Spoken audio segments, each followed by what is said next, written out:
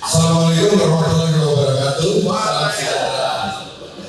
Alhamdulillah kita bisa hadir di acara ISEA Storytelling Seni keempat yang bertemakan menginspirasi 40 tahun pencapaian kebijakan perasuransian di Indonesia. Acara ini dilaksanakan secara hybrid. Recording in progress. Di Wisma Tugu 1, Jalan HR Rasuna Said, Jakarta. Dan juga dilaksanakan secara online melalui Zoom. Terima kasih atas kehadiran semua, baik yang di Wisma Tugu maupun secara online. Sebelum acara kita mulai, kita mendengarkan dulu kata sambutan dari Ketua Badan Pengurus ISEA, Bapak Coki L. Tobing. Silakan, Pak.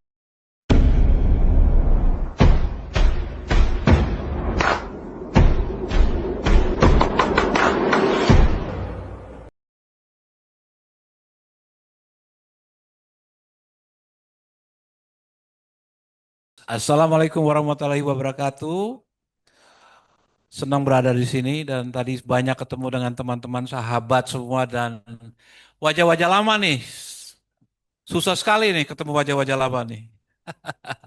Nah, ini tempat yang luar biasa. Tempat ini sebenarnya juga tempat yang sangat berkenan bagi saya dan sebagian dari teman-teman di sini karena dulu kami juga ya, berkarya di sini ya. Eh, Saya ingin mengucapkan sebelumnya terima kasih atas kesempatan dari Bapak Ibu yang hadir on-site pada hari ini. Tapi juga kepada yang lain yang tentu juga hadir online ya. Saya lihat di sini sudah ada beberapa, ada Pak Darwin Nur. Ya, sudah online. Ada Mami juga ada nih online. Ada dari Pak Taufik, Pak Rudian. Ada beberapa dari online dan juga kita juga mengadakan ini. Ada juga YouTube ya kalau nggak salah ya. YouTube online, jadi bagi yang belum sempat dapat melihat, nanti bisa lihat rekamannya atau recordingnya di YouTube online. Nah, ini adalah bagian dari kita punya seri keempat dari storytelling, di mana ISEA selalu mempresentasikan beberapa tokoh-tokoh asuransi. Nah, tujuannya tentu saja bukan hanya memperkenalkan siapa sih orang-orang dulu yang sangat berkarya dan mempunyai jasa di industri asuransi, tetapi juga kita mau sama-sama belajar dari pengalaman-pengalaman beliau sebagai senior, bagaimana mereka sepak terjangnya juga dan membuat satu keputusan dalam kondisi yang sulit ya pada saat itu. Ini kita mau belajar. Karena ini tidak ada pelajarannya. Ini adalah hikmat dari setiap orang ya. Jadi berbeda. Yang penting membuat satu keputusan yang tepat dan bijak. Itu yang kita belajar. Dan ISEA akan terus-menerus menampilkan beberapa tokoh-tokoh asuransi. Nah, hari ini kita akan memperkenalkan seorang tokoh asuransi yang banyak berkontribusi, khususnya dalam memperkuat satu fondasi dari sisi regulasi. Jadi banyak sekali beliau menjabat dan memberikan arahan-arahan untuk memperkuat fondasi dari industri kita asuransi. Saya kenal beliau dulu waktu saya sempat di Tugu Pratama dan saya ingat waktu itu kita bincang-bincang di Indonesia Rendezvous. Waktu itu hanya beberapa orang dengan beliau, beberapa perusahaan-perusahaan besar seperti Jasindo juga waktu itu dengan Tugu Pertama. Kita bicara aja ngobrol-ngobrol secara informal dengan Bapak Firdaus Jalani. Ya, hari ini ada di depan kita Pak Firdaus Jalani. Tidak perlu mungkin saya memperkenalkan beliau karena di industri sudah banyak yang kenal beliau. Dan beliau ini orangnya sangat down to earth dan sangat-sangat tahu operasional karena Pak Firdaus juga dulu pernah bekerja di industri asuransi, kalau tidak salah di AC ya Pak ya. Jadi beliau bukan hanya sebagai regulator tapi juga mengenal operasionalnya seperti apa. Jadi waktu beliau menjadi seorang regulator dia sudah lebih gampang, lebih tahu tepatnya seperti apa untuk mengeluarkan satu regulasi. Jadi waktu kami dulu di Bali Rendezvous tempat semua berkumpul dan disitulah cikal bakalnya sampai hari ini yang saya tahu ada namanya CEO Gathering, ya, yang tadinya hanya beberapa 2-3 orang aja kita bincang-bincang dengan Pak Firdaus dan Pak Firdaus selalu mau mendengar dari kita-kita apa sih tantangannya gitu, bagaimana caranya untuk maju ke depan, apa yang harus kita lakukan. Nah, itu adalah tempat di mana kita duduk bersama dan akhirnya sekarang setiap tahun ya, kalau tidak salah di Bali Rendezvous ada CEO Gathering. Oke, without further ado, sebelum itu saya ingin mengucapkan banyak terima kasih untuk Pak Adi ya, tentunya sudah mempersilahkan kami untuk meminjam tempat ini untuk acara ini dan juga partner kami dari media asuransi Bapak ya. Terima kasih kita sama-sama memprogramkan acara ini dan mungkin nanti setiap mungkin setahun 2 kali atau 3 kali akan kita tampilkan tokoh-tokoh yang lain. Oke, without further ado saya akan kembalikan lagi ke Pak Gusrun. Silakan. Selamat datang Bapak Ibu semua dan Pak Firdaus untuk waktunya. Kami ucapkan banyak terima kasih.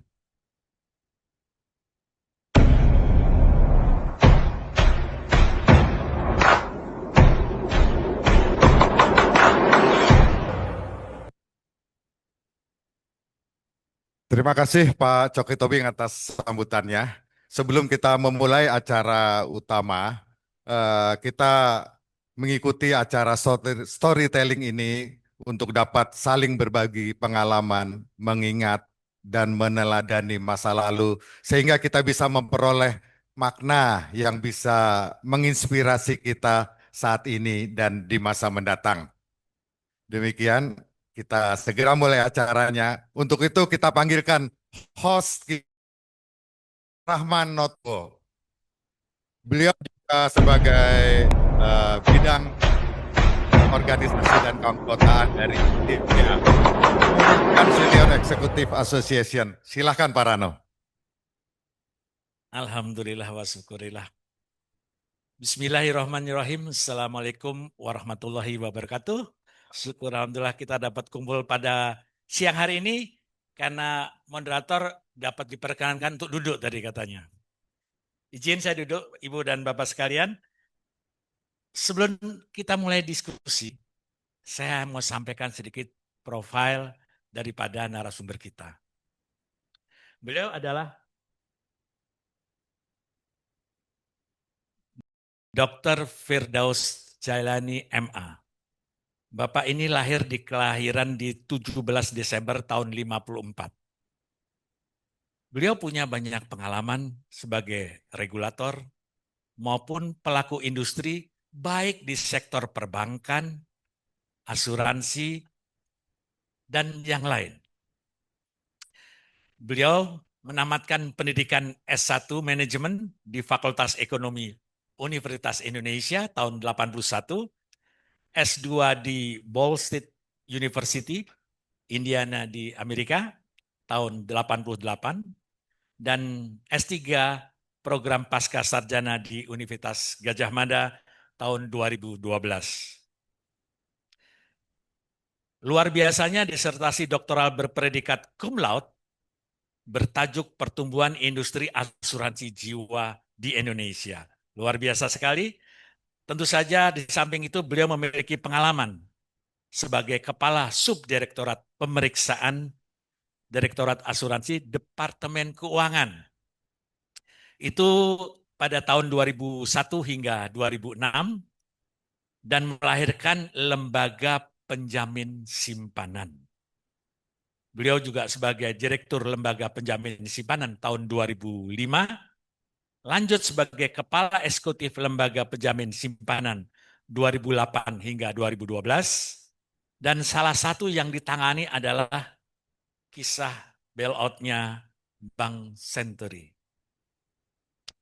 Beliau juga sebagai Kepala Eksekutif Pengawasan Industri Keuangan Non-Bank merangkap anggota Dewan Komisioner Otoritas Jasa Keuangan tahun 2012 dan 2017. Ini adalah suatu masa peralihan di mana sebelumnya belum ada OJK perasuransian dan sekarang beliau yang membidani di awal. Dan tentu saja komisaris di beberapa tempat, nanti beliau sendiri akan menceritakan. Untuk itu hadirin yang terhormat, kita secara offline yang hadir di sini, dan kita ada live streaming dari media asuransi, dan kita ada Zoom, dan tentu saja channel YouTube yang nanti akan kita bagi ke para mahasiswa-mahasiswa pencinta industri asuransi di Indonesia. Kita panggilkan Bapak Firdaus Jailani.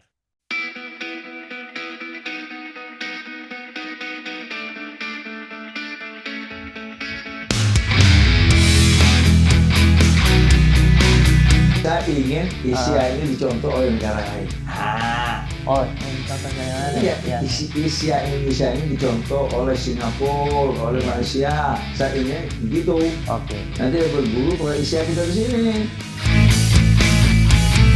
Kalau dianalogikan secara sederhana, ibarat sebuah pohon, pohonnya itu tumbuh subur, dia rindang, karena bisa menaungi banyak pegawai, banyak orang kan gitu ya kan.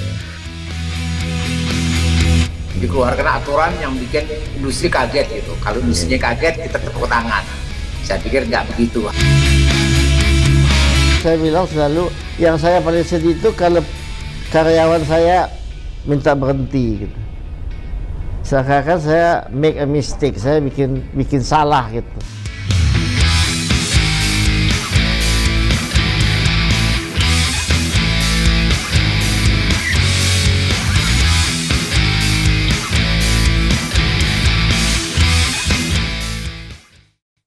Oke, kita kasih aplaus dulu buat Pak Fir. Ibu dan Bapak sekalian, baik yang online maupun offline, tak terasa kita akan mendapatkan pencerahan. Dalam hal ini narasumber kita. Beliau telah berinspirasi lama di industri kita cintai. Inspirasi yang telah dia telurkan itu beliau kan kita korek habis. Kita habisi dia untuk cerita-cerita yang menarik. Sungguh dan sangat luar biasa ketika bertemu dengan beliau sampaikan, Pak Rahman, kalau bisa kita diskusinya yang santai saja. Wah, tak dinyana gitu. Bahwasannya kita ingin yang formal malah nggak mau beliau. Maunya santai-santai saja. Kenapa? Memang betul dalam keadaan bisnis di asuransi kegiatan informal akan banyak menyetuskan ide-ide baru. Selamat siang Pak Firdaus. Assalamualaikum warahmatullahi wabarakatuh. Silakan mic-nya Pak. Tentu saja kami ucapkan selamat datang di podcast Storytelling ISEA yang keempat. Podcast ini memberikan tema menginspirasi 40 tahun pencapaian kebijakan perasuransian di Indonesia. Yang tentu saja kami akan jalankan podcast ini dengan aktivitas yang membuat para pemirsa menjadi dapatkan insight yang sebelumnya tidak mereka dapatkan. Silahkan nanti Bapak bisa cukil-cukil hal mana yang kira-kira perlu diketahui oleh para pemirsa. Sebelum kita mulai diskusi mengenai inti, izinkanlah Bapak bisa menceritakan aktivitas Bapak sehari-hari bersama keluarga atau kegiatan Bapak yang sudah senior usianya nih Pak. Saya nggak bilang ini Pak ya, senior. Karena kami itu suatu saat akan juga seperti Bapak capai usianya. Banyak hal yang bisa kita dapatkan dengan inspirasi Bapak ketika hingga saat ini. Silakan Pak. Makasih Pak Rahman,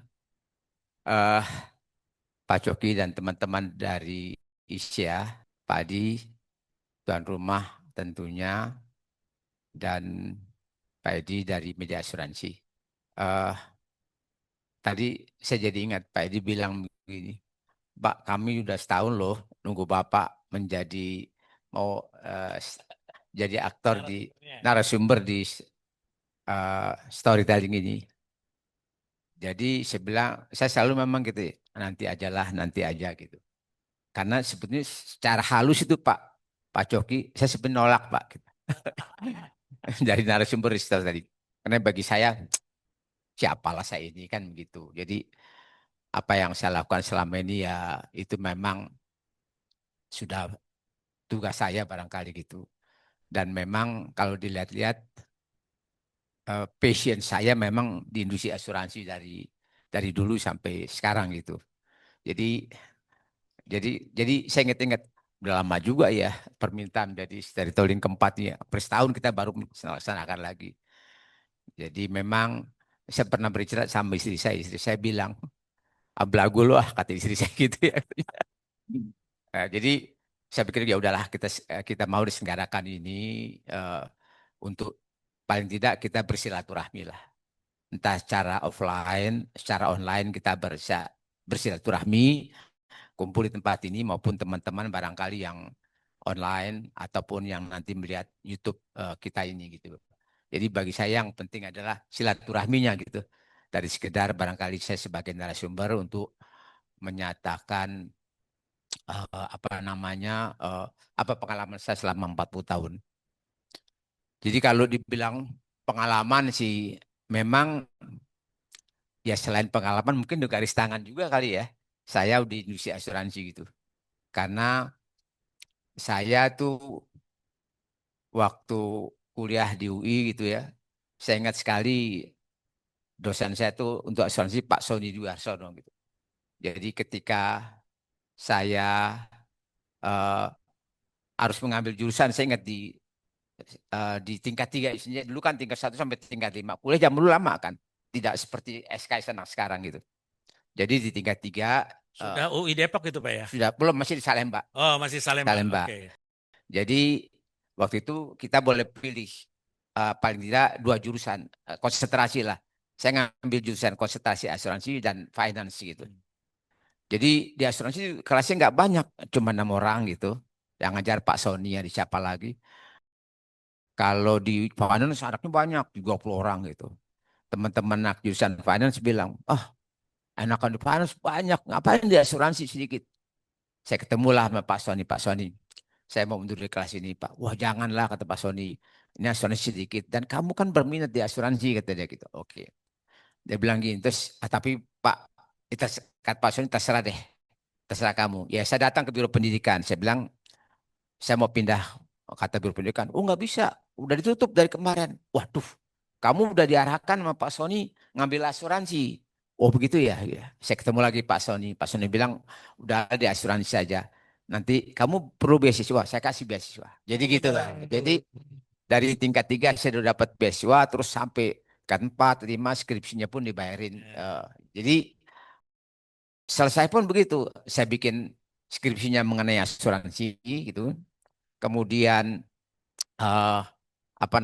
saya ingat skripsi saya itu mengenai ambil asuransi jiwa, mengenai kenapa sih terjadi lapse di dalam industri asuransi jiwa gitu. Saya buat lagi penelitian. Kemudian ketika selesai, saya pun diminta oleh dekan saya, udah kamu Kementerian Keuangan katanya gitu. Karena kan ya begini-gini saya juga aktivis gitu. Pernah ketua kalau kita bilang Badan Perwakilan Mahasiswa di UI di Fakultas Ekonomi. Jadi begitu selesai, saya ingat dekan saya bilang, udah kamu ke sana ikut Pak Marjuki Usman, kamu ikut ngawasi asuransi. Karena kalau kamu cuma teriak-teriak saja di luar, itu saya dekan saya bilang gini, sampai botak berjengger, bukan botak bapak nih Pak gitu. Sampai botak berjengger pun tidak akan berubah kecuali kamu masuk. Saya ingat kata dekan saya. Jadi kalau waktu teriak-teriak korlapnya Bapak gitu. Iya, saya pernah jadi korlap di Senayan, Wih. kan, bawa mahasiswa ada gitu. Jadi kayak gitulah suasana. Akhirnya ya saya ini betul juga ya omongan dekan, barangkali kalau saya masuk ke pemerintahan, insya Allah sedikit banyak saya bisa lah mempengaruhi kebijakan-kebijakan, tentunya dengan sangat-sangat terbatas. Karena kan bagaimanapun di pemerintahan kan begitu banyak yang bisa kita masuki, tapi saya masuk di keuangan, khusus mengenai asuransi, barangkali ini sedikit banyak bisa mempengaruhi industri asuransi, gitulah Pak. Oke. Wah ini mengawali cerita yang bagus sekali nih. Kalau keluarga sekarang Bapak punya cucu berapa Pak? Saya anak 3 Pak, istri 1 tapi Pak, Ya. anak 3. Oke. Kemudian cucu saya 4, yang Ya. terbesar umur 12 tahun gitu, yang terkecil umur 4 tahun lah. Jadi laki 2, perempuan 2. Oke. Aktivitas olahraga hari-hari Bapak apa itu Pak? Sebetulnya dulu waktu masih SMP, SMA, saya pernah pemain bola sampai ikut klub gitu ya. Klub besar cukup untuk bermain lah di masih divisi 2 Persija gitu, saya ikut main waktu SMA. Tapi begitu masuk kuliah ayah suruh pilih, ingat, kamu mau main bola atau mau kuliah gitu. Saya mikir gitu, saya nggak jawab langsung gitu. Saya pikir ya udahlah, saya kuliah aja gitu. Saya tinggalkan klub. Tapi teman-teman saya di klub sampai tuh ke Persija, ada yang ke PSSI gitu, main bola gitu. Saya gitu. Jadi dari awalnya memang saya itu sekolah olahraga. Jadi saya ingat waktu saya mau main klub bola itu ya, kalau pemanasan 20-30 putaran lapangan nggak berasa itu. Ya mungkin masih muda waktu itu ya. Jadi kalau sekarang memang saya jalani itu tiap pagi, hampir ya kalau nggak tiap pagi paling nggak seminggu 4 kali lah saya jalan itu keliling komplek perumahan aja itu, ya bisa 1 jam bisa dapat 6 kilo jalan jalan cepat aja nggak lari lah. Tapi barangkali itulah yang menyebabkan saya pikir bagaimana kita menjaga kebugaran, mudah, murah gitu ya. Kan nggak ada biaya, cuma jalan kaki kan jalan cepat saja, dan itu menyebabkan orang melihat saya kok bugar gitu. Usia saya sudah 71, tapi kalau teman-teman bilang, oh kok Papa nggak kelihatan 71. Ah, saya pikir basa-basi aja ini orang gitu kan. Hanya di depan saya barangkali bilang gitu. Di belakang saya sih enggak gitu. Ya. Oke, selanjutnya kita akan tayangkan apakah betul kegiatan Bapak itu. Saya rasa Bapak tadi jemputnya bola saja. Setahu saya Bapak bolanya bukan yang besar, tapi yang kecil. Ah, Untuk itu udah kerja Pak, setelah udah kerja barulah main golf gitu. Oke, tayangan berikut adalah tayangan dari video narasumber kita.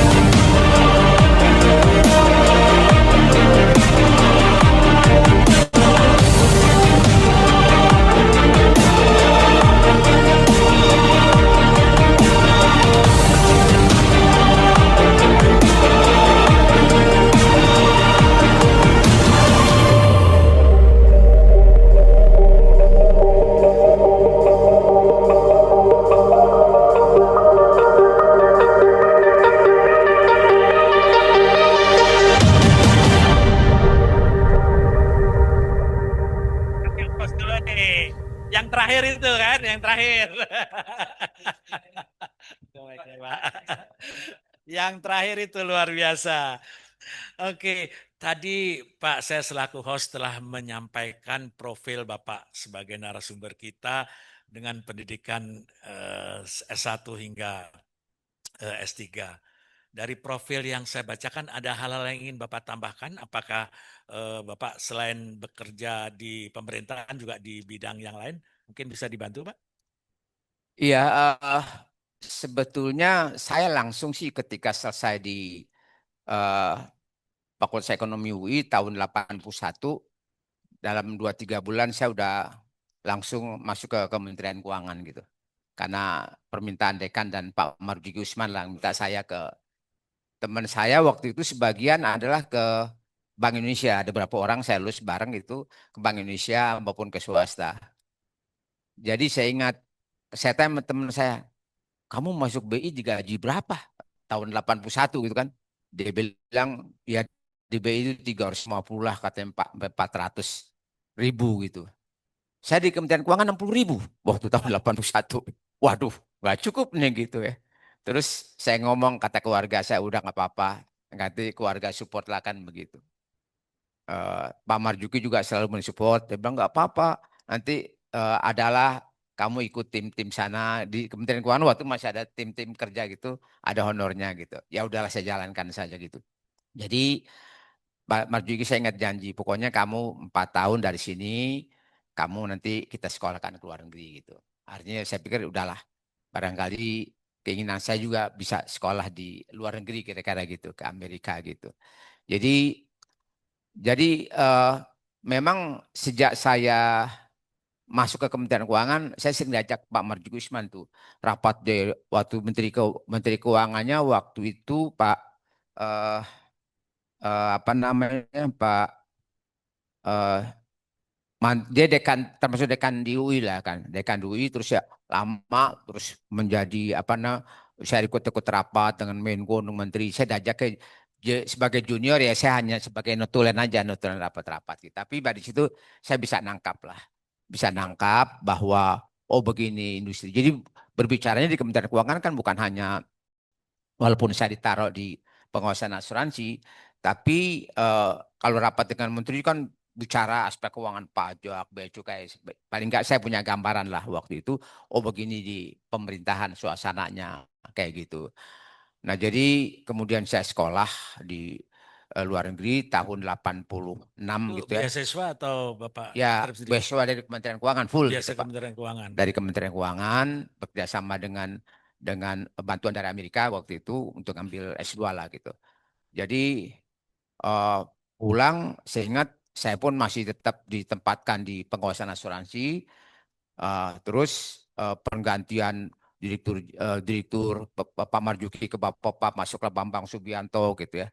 Terus Pak Bambang Dirjen Menteri gitu. Memang di situ banyak saya mengalami hal. Jadi ketika kita melakukan katakanlah perbaikan di industri asuransi keuangan, saya ikutlah tim inti ketika melahirkan undang-undang perbankan, undang-undang perasuransian, undang-undang usaha asuransi namanya waktu itu, undang-undang juga mengenai dana pensiun.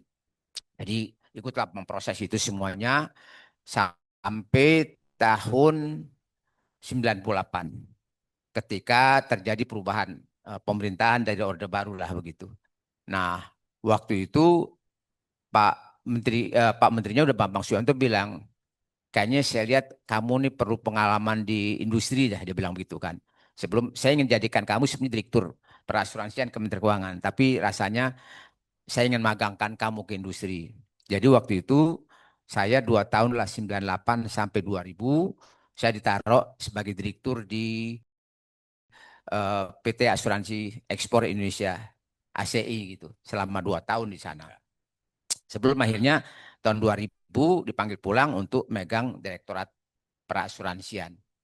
Nah dari situ memang saya mulailah artinya terlibat lebih banyak lagi ke industri karena bagaimanapun sebagai direktur di Kementerian Keuangan kan saya juga diminta menjadi komisaris di Indore kan begitu ya kan. Eh, eh, pernah di anak perusahaan Tugu di Hong Kong kan begitu ya. Pernah juga saya sebagai sana di Hong Kong jadi sebagai komisaris. Jadi untuk menambah pengetahuan lah selain mengawasi industri asuransi, kemudian tentunya selama hampir 5-6 tahun sebagai direktur perasuransian banyak lahir undang-undang, kita buat peraturan-peraturan. Kemudian sampai akhirnya saya juga ketua tim persiapan pembentukan lembaga penjamin simpanan sambil kita nyiapkan undang-undangnya. Begitu undang-undang jadi, saya ingatkan Pak Dirjen, Pak Menteri waktu itu, di undang-undang jadi kita harus segera lahirkan lembaga penjamin simpanan. Jadi Pak Menteri waktu itu enak aja, ya udah kamu ikut sana ke ke lembaga penjamin simpanan LPS gitu. Waduh, saya harus ngelepas nih industri asuransi begitu kan. Jadi di LPS saya pertama menjadi direktur eksekutif, kemudian menjadi kepala eksekutifnya gitu ya untuk menjalankan. Nah terjadilah kasus Bank Senturi tadi Pak Rahman mengatakan sampai berapa tahun, kemudian saya ke OJK selama 5 tahun sebagai komisioner IKNB. Sebenarnya kalau teman-teman tanya, sebetulnya pekerjaan yang paling berat di mana sih Pak? Saya merasa bukan berat sih, tekanan politiknya tinggi ketika jadi LPS. Ketika saya menjadi kepala eksekutif, kebetulan harus menangani Bank Senturi itu, disitulah tekanan begitu berat begitu kan, unsur politiknya begitu banyak. Jadi sebagian anggota DPR kan terpecah, nggak yakin bahwa Senturi harus selamatkan, tapi sebagian lain menyatakan harus selamatkan. Jadi saya bolak-balik hampir tiap hari dipanggil DPR gitu untuk lebih menjelaskan. Dipanggil pihak BPK, dipanggil kejaksaan gitu kan. Bolak-balik sampai hari ketika mau penjualan Bank Senturi, saya dibilang sama BPK, nggak mungkin LPS ini bisa kembali modal. Karena belajar dari BPPN, semua bank yang di take over ketika dijual itu harganya pasti kita rugi gitu. Kata BPK, enggak apa-apa. Kalau memang itu memang dalam rangka penyelamatan industri, tapi penting Bapak sebagai kepala eksekutif tidak cawe-cawe terhadap penjualan Bank Senturi. Saya bilang, oh kalau itu siap saya gitu. Jadi saya bentuk tim penjualan, saya ajak tim dari orang BPK, orang kejaksaan, teman-teman dari apa namanya, dari Kementerian Keuangan, OJK, kita LPS, OJK belum jadi, selesai. Ketika penjualan, ketika kita kira LPS itu habis hampir 7 triliun. Laku cuma 4,5 triliun.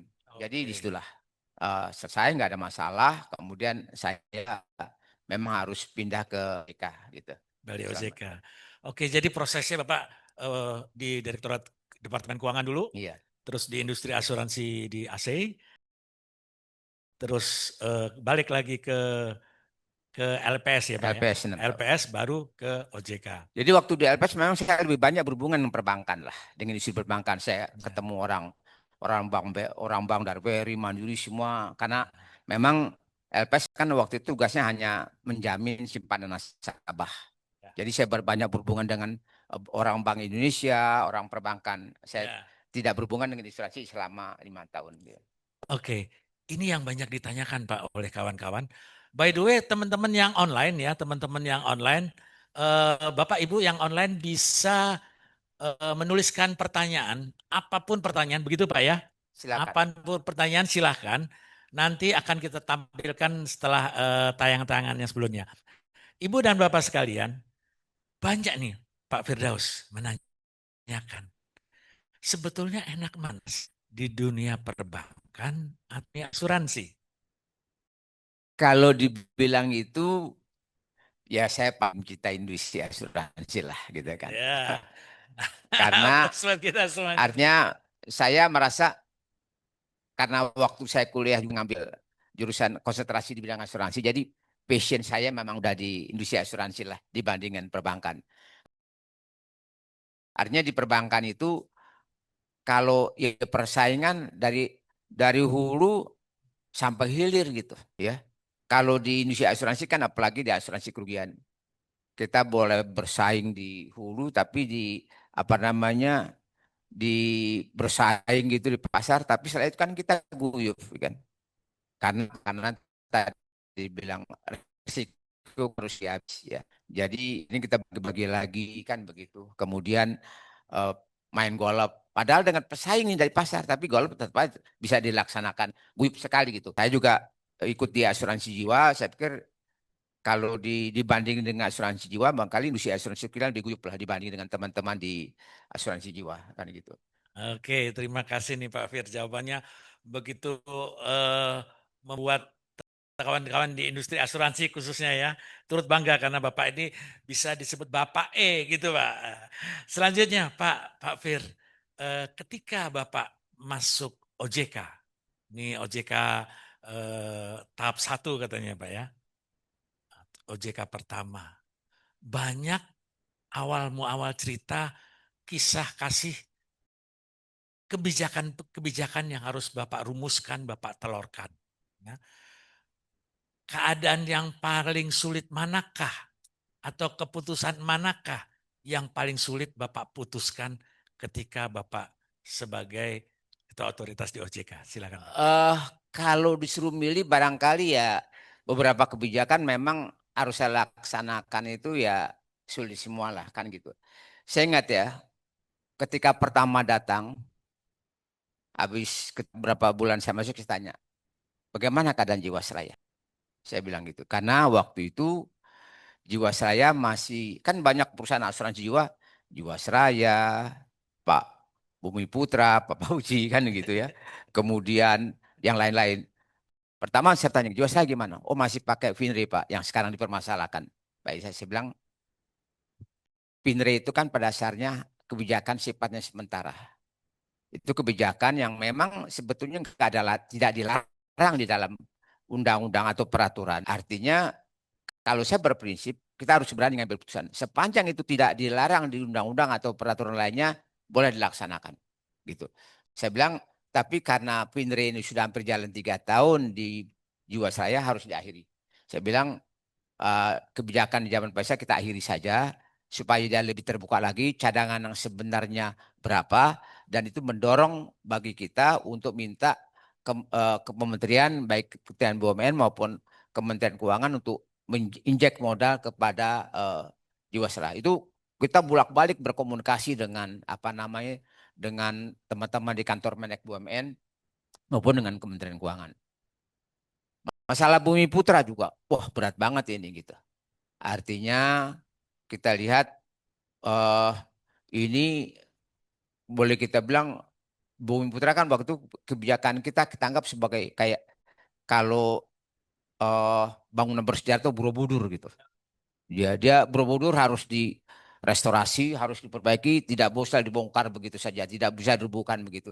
Jadi beberapa kebijakan kita bagaimana nih defisit keuangannya, nasabah begini banyak saya pernah memasukkan pengelola statuter untuk mengganti kebijakan direksi supaya ini tetap jalan gitu, supaya kita bisa undang investor. Meskipun kemudian ketika saya berakhir sama OJK periode kedua diakhiri, di unwind lah kalau bilang putusan ini kebijakan ini dibatalkan. Saya bilang teman-teman ngelapor Pak kebijakan Pak untuk Bumi Putra dan memasukkan mengundang investor di anak perusahaan, memasukkan pengelola statuter dibatalkan oleh OJK periode berikutnya. Saya bilang nggak ada masalah. Bagi saya mungkin saja kan saya katakan setiap orang itu ada zamannya, setiap zaman ada orangnya. Mungkin saja kebijakan itu berbeda dengan apa yang saya pikirkan waktu itu. Tapi beginilah. Alasannya apa sih dibatalkan di proyek kita di Bumi Putra? Katanya takut gagal. Kalau gagal nanti OJK tutup. Beginilah saya bilang. Jadi pimpinan kita tidak boleh takut mengambil kebijakan. Harus berani. Karena dalam ajaran agama kita ambil kebijakan, kita udah dapat pahala 1. Kalau sukses 2, kalau gagal ya risiko kan gitu. Tapi paling tidak kita udah dapat 1 kebijakan di mata Allah Subhanahu wa taala saya bilang. Jadi sebagai pimpinan kita harus berani mengambil kebijakan. Banyak kebijakan yang saya ambil gitu. Ketika di OJK juga saya ingat, saya bilang tarif bagaimana nih? Tarif perusahaan asuransi gitu. Terutama di kendaraan bermotor sama properti. Saya bilang gitu. Oke, sekarang kita perbarui. Kita bersama asosiasi bentuk tim lahirkanlah tarif. Saya bilang kita ngatur tarif tanpa mengatur komisi nggak ada artinya. Jadi hari komisi pun harus kita taruh berapa ada maksimum untuk properti 15%, untuk kendaraan bermotor 25%, biaya komisi atau aksesi. Waktu itu saya tuh jadi hubungan tidak baik tuh dengan Aparindo gitu, dengan teman-teman broker. Teman broker marah gitu karena saya menaruh syarat terbuka komisi. Dia bilang Pak komisi nggak usah terus. Saya bilang kenapa? Kalau kita nggak berani naruh, apa artinya tarif? Nanti ada yang ngasih komisi 60%. Saya bilang nggak, kita harus taruh begitu. Jadi ya teman-teman Aparindo waktu itu agak marah. Saya bilang gitu. Meskipun saya nggak bisa cegah Pak. Akhirnya di market lahir yang namanya engineer fee. Kan itu teman-teman aja yang bermain di industri kan begitu. Pakai engineering fee, pakai apa. Saya nggak bisa cegah. Karena saya tidak mengatur mengenai biaya. Jadi sampai sekarang pun ya namanya setelah saya di industri, saya sekarang jadi komisaris di beberapa perusahaan, saya menjadi advisor ataupun saya ikut menjadi advisor ketua advisor katakan dia asosiasi asuransi umum, dia asosiasi jiwa, banyak saya diangkat dan pensiun minta saya kan begitu, multi finance gitu. Saya baru tahu oh begini memang artinya. Saya bilang teman-teman setelah saya berakhir, saya bilang teman-teman di OJK begini. Memang di industri itu akalnya banyak itu. Setiap kita buat aturan, kalau padahal aturan itu kan kita udah buat dengan zaman saya bilang aturan itu sebelum kita keluarkan harus kita sosialisasikan dulu. Rule making rule. Supaya dapat masukan. Meskipun kita tidak mungkin memuaskan industri itu 100% dengan aturan kita. Asal kita kasih waktu, misalnya setahun, 2 tahun dia bisa. Kalau kurang-kurang sedikit nggak apa-apa lah. Nanti dalam berjalan perusahaan asal kita kasih waktu bisa memenuhi gitu. Nah memang ya namanya industri akalnya banyak. Jadi begitu saya di industri saya baru tahu kali begini caranya nih. Jadi bagaimana Apa itu, setiap Pak? aturan yang kita keluarkan, cari lubangnya di mana nih, diatur gitu. Jadi cari lubangnya lah ya, untuk melubangnya. Jadi saya bilang teman-teman, kita harus pantau terus aturan. 3 bulan, 6 bulan, 1 tahun setelah dikeluarkan, saya percaya bahwa aturan kita one step behind the market. The market sudah berubah. Karena ingin bagaimana aturan-aturan yang ketat ini bisa dicari lah jalan lubang-lubangnya. Itu di industri biasa gitu. Jadi saya tahu oh caranya begini ya industri gitu. Saya kadang-kadang saya pernah jadi komisaris di BUMN Pak di Indore. Kita rapat-rapat kerja untuk anggaran 2 hari gitu. Begitu ketemu kantor menek BUMN cuman dikasih waktu cuma 15 menit. Cuman begini aja nanya. Berapa laba tahun depan? Kita bilang kita udah tahu udah rapat. Jangan-jangan dia cuma nanya laba nih. Kita bilang 25 gitu. Padahal di kantong kita udah ada yang tambah 5, 10, 30 kita bilang. Jadi kalau wah nggak bisa lah 30 lah. Saya bilang, kita pura-pura ngomong. Oke 30 Pak, udah di kantong 30 gitu. Jadi gitulah ada BUMN cara ngakalin ya. Saya bilang nggak jauh nih. Jadi sih caranya begini. Saya tahu kan kayak gitu Pak. Jadi banyak aturan. Jadi sampai sekarang saya merasa begini. Saya bilang kenapa ya? Saya bukannya membanggakan diri Pak. Jadi ada teman-teman yang minta saya menjadi komisarisnya, saya minta jadi advisernya gitu, ataupun udah selesai nih saya bilang udahlah saya udah 5 tahun jadi komisaris saya minta akhiri saja gitu. Dia bilang oke deh Pak Bapak berakhir tapi jadi advisor kan seperti gitu. Saya pikir kenapa sih? Oh gitu. Karena mungkin saya punya network Pak.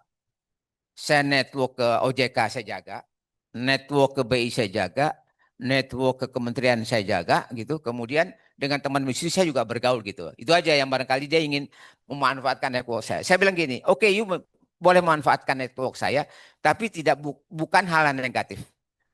Kalau pelanggaran kepada aturan saya nggak mau. Saya negosiasi dengan OJK agar ini tidak dianggap tidak melanggar tidak. Tapi kurang-kurang sedikit saya bisa bilang sama OJK, tolonglah dikasih waktu perusahaan ini.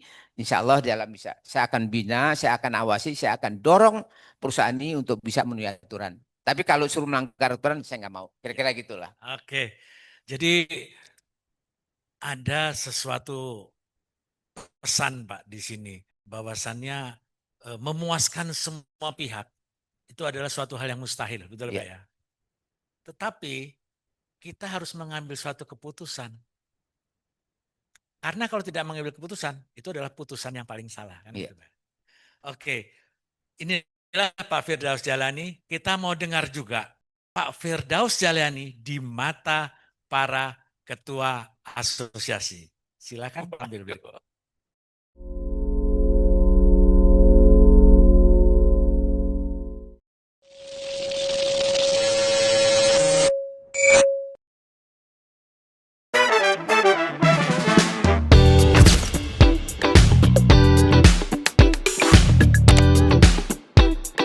Salam asuransi. Pak Firdaus Jalani yang saya kenal sejak zaman dulu sudah berada di Departemen Keuangan dan dilanjutkan dengan di OJK Otoritas Jasa Keuangan. Yang kami kenal beliau adalah salah satu tokoh regulator yang menjadi panutan buat kita semua. Bahkan kalau saya bisa berani sebut, beliau adalah tokoh yang memasang fondasi bagi perasuransian modern di Indonesia. Sampai saat ini, setelah beliau tidak di Otoritas Jasa Keuangan sekalipun, kami, industri perasuransian dengan generasi yang lebih baru, melihat beliau tetap dekat dengan kami.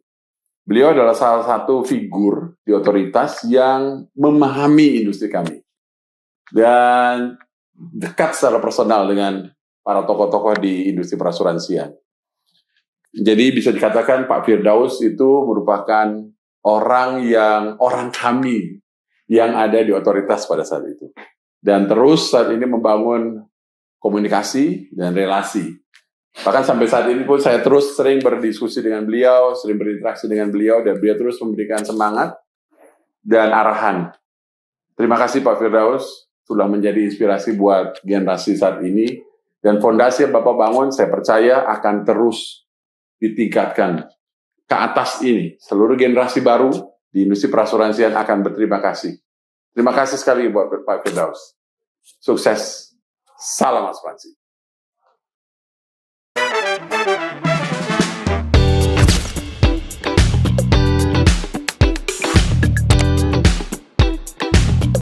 Assalamualaikum warahmatullahi wabarakatuh.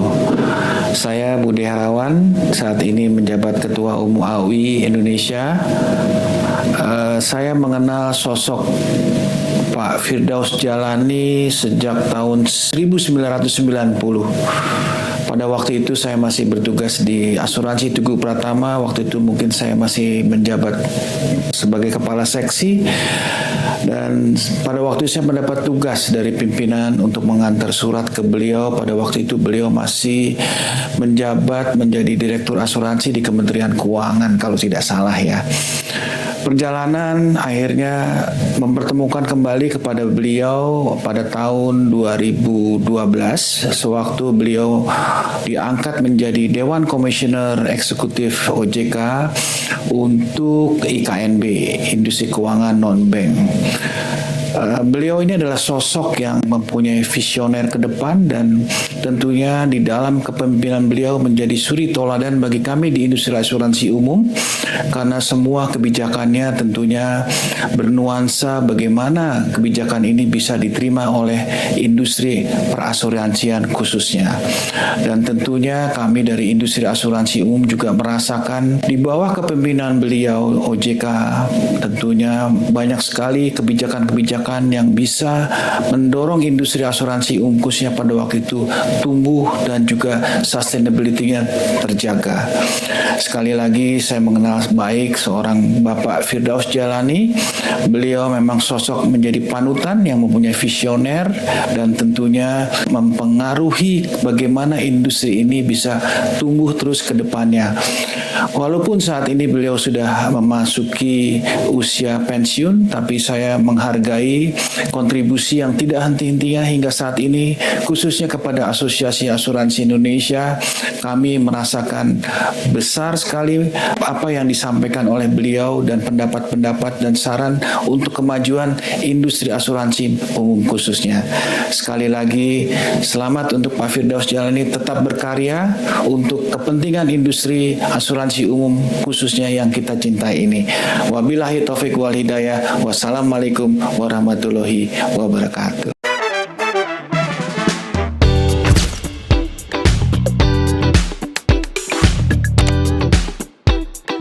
Assalamualaikum warahmatullahi wabarakatuh. Selamat pagi, salam sejahtera untuk kita semuanya. Pak Firdaus Djalani, siapa yang tidak mengenal beliau di industri asuransi? Sosok yang sangat kita hargai, sosok dengan siapa kita banyak berdiskusi over the years, dan sosok yang baik ketika beliau menjadi regulator maupun sekarang ini terus memberikan dukungan dan perhatian bagi perkembangan pertumbuhan industri asuransi. Secara khusus saya ingat sekali salah satu dari 3 pilar yang dicanangkan oleh Pak Firdaus Djalani ketika beliau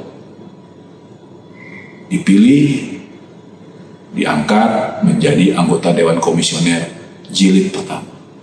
Satu dari 3 itu adalah program 1000 aktuaris.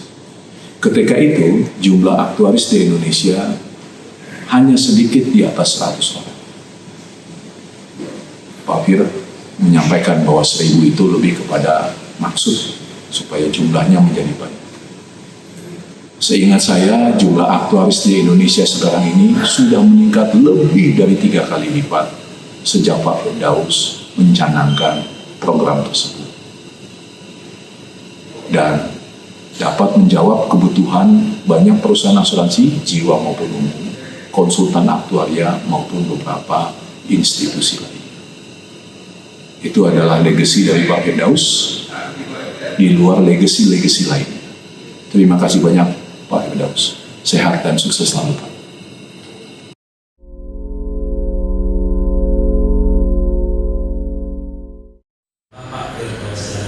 Bapak ada tanggapan di situ, Pak? Iya, saya ingat waktu saya juga, Pak. Kamu harus masuk di sana gitu. Tapi kan harus melalui pansel tahu. Ya, kamu pasti lolos lah sama pansel, saya yakin kamu bisa gitu. Itulah sejarahnya gitu. Jadi apa yang disampaikan oleh tadi Pak Budi, bahwa memang begitu datang ke OJK saya inventarisir gitu. Apa sih permasalahan di industri asuransi? Tadi saya cerita masalahan di industri asuransi. Tadi saya cerita masalah Jiwasraya, masalah Jiwasraya, kemudian aktuaris. Waktu itu berapa jumlah aktuaris? Saya panggil ketua asosiasi aktuaris segala macam. Ada Pak 170 lah gitu. Oh gitu. Tapi itu sebagian udah pensiun dan udah almarhum, sebagian udah pensiun dan udah almarhum Pak, katanya gitu bahkan gitu. Almarhum Pak, katanya gitu bahkan gitu. Waduh nggak lucu juga nih saya bilang gitu. Jadi saya harmoni jelek banget gitu kan. Di pinggir kali lagi saya bilang gitu kan. Masa industri asuransi punya gedung seperti itu? Kita harus punya gedung. Akhirnya dipecahkan AWI dengan AJI dipecah gitu. Oke saya bilang punya duit berapa? Ya cuma ada 3-4 miliar. Itu gedung berapa sih nilainya? Kalau kita beli strata ya 9-10 miliar. Oke saya bilang. Saya panggil perusahaan-perusahaan asuransi besar, yuk kita dinner. Dinner saya tinggal aja. You berani sponsor apa? You berani ruang apa? You berani ruang apa? You berani ruang apa? Selesai. Enggak ada satu set pun saya makan. Karena transfernya uangnya saya bilang ke asosiasi. Jadi tuh beli strata title gedung AUI. AEJI juga yang di talang betul-betul begitu. Punya uang berapa? Punya uang sekian miliar. Harga ruko 2 ruko gitu gede. Berapa kantor? Sekian. Saya panggil semua perusahaan-perusahaan besar gitu, saya undang. Bagi dia kan CSR aja selesai. Jadi itu gedung gitu. Jadi gedung untuk pialang juga kita di ruko saya carikan dana gitu. Jadi harus beranilah kita mengambil. Yang paling berkesan lagi ketika waktu masih di Kementerian Keuangan tuh, saya melahirkan, barangkali saya founder tapi bukan owner dari Mybank. Jadi pulang dari Tokyo, saya ingat benar itu, di sana saya terinspirasi ada perusahaan reasuransi khusus gempa bumi di Jepang gitu. Bagaimana bisa dia bentuk itu? Dia bentuk karena kan Jepang itu kan boleh bilang negara ring of fire. Oh Indonesia juga ring of fire. Artinya banyak gunung berapi yang aktif, kan di Jepang banyak sekali gempa terjadi. Akhirnya di sana bisa bentuk reasuransi, cuma bedanya pemerintah berani ngambil. Jadi kalau misalnya katakanlah on retention dari perusahaan asuransi reasuransi sekian, di atasnya ambil pemerintah gitu. Saya ngomong bicara dengan dirjen saya, dengan menteri, saya bilang, wah kalau kita pemerintah nggak berani, kita nggak, karena APBN kita nggak cukup kan gitu. Oke Pak, izinkan saya untuk bentuk reasuransi khusus gempa bumi. Terus saya ingat modal berapa nih perusahaan asuransi harus bikin. Kan harus 100 kurang-kurangnya waktu, 100 miliar. Ketentuannya Bapak juga yang buat kan? Iya 100 miliar, waduh. Terus saya bilang gini, kebetulan Pak Rudi bilang datang ke saya, Pak saya mengakuisisi MAI, Wanatata. Kok akuisisinya gimana Pak? Cuma bisnis saya ambil. Oke, saya pindahkan orang-orangnya bisnisnya. Kemudian MAI-nya kosong. Nggak mau dijual kan Pak? Masa Bapak mau jual MAI, malu dong bisnis kosong. Saya minta. Saya mau dirikan reasuransi Mybank. Oke, baru dibilang. Jadi saya bilang mau dari mana nih modalnya gitu. Saya bilang Pak Dirjen bikinkan SK Dirjen yang meminta semua perusahaan asuransi 0,5% dari total investasinya menjadi harus beli saham Mybank gitu. Kumpul-kumpul cuma 45 miliar. Padahal minimal perusahaan asuransi harus 100 gitu. Saya bilang sama anak buah saya, nggak bisa Pak harus 100. Enggak. You diam aja saya bilang. Yang penting lu jangan keluarkan surat peringatan. Saya bilang gitu. Kita izinkan ini Mybank berdiri dengan modal 45 miliar. Anggap ini perusahaan lama gitu. Tapi jangan dikasih peringatan. Karena modal cuma 4, Bapak harus 100 kan begitu. Saya bilang jalan. Nanti 2 tahun dia akan jadi 100. Betul lagi berapa tahun, kemudian jadi 100, 200, begitu 200 kita rubah izinnya dari asuransi menjadi reasuransi. Karena kita inginnya mendirikan reasuransi begitu. Jadi hal-hal kayak gitu memang harus sebagai pimpinan kita harus punya berani lah. Jadi banyak hal yang saya lakukan, saya pikir kalau nggak kita tolong sekarang industri kapan lagi. Ya. Jadi itulah yang Betul, menyebabkan betul. sekarang kita punya MyPak, Betul. ya kan? Yang alhamdulillah dari 45 miliar ketika berdiri, Ya. sekarang ekuitas sudah hampir 900. Ya. 20 kalinya 900 miliar. Ya. Luar Jadi biasa.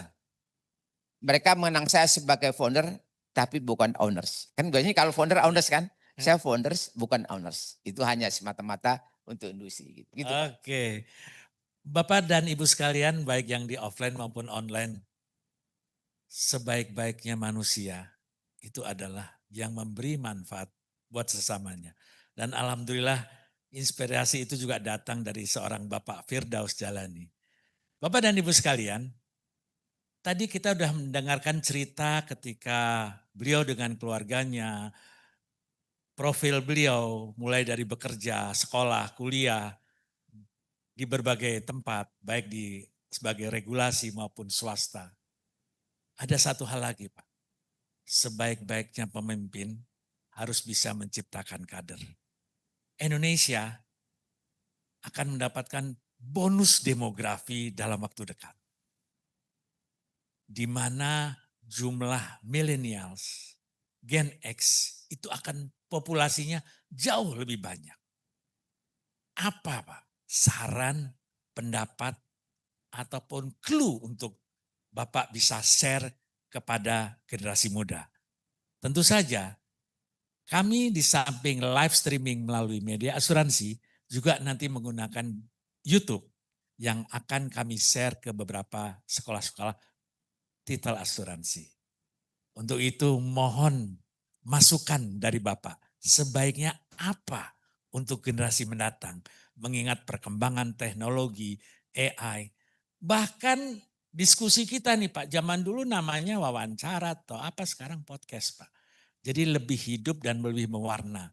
Nah untuk itu mohon kami dapat masukan dan akan kami share kepada kawan-kawan, khususnya generasi muda, generasi penerus kita di masa yang akan datang di bidang asuransi.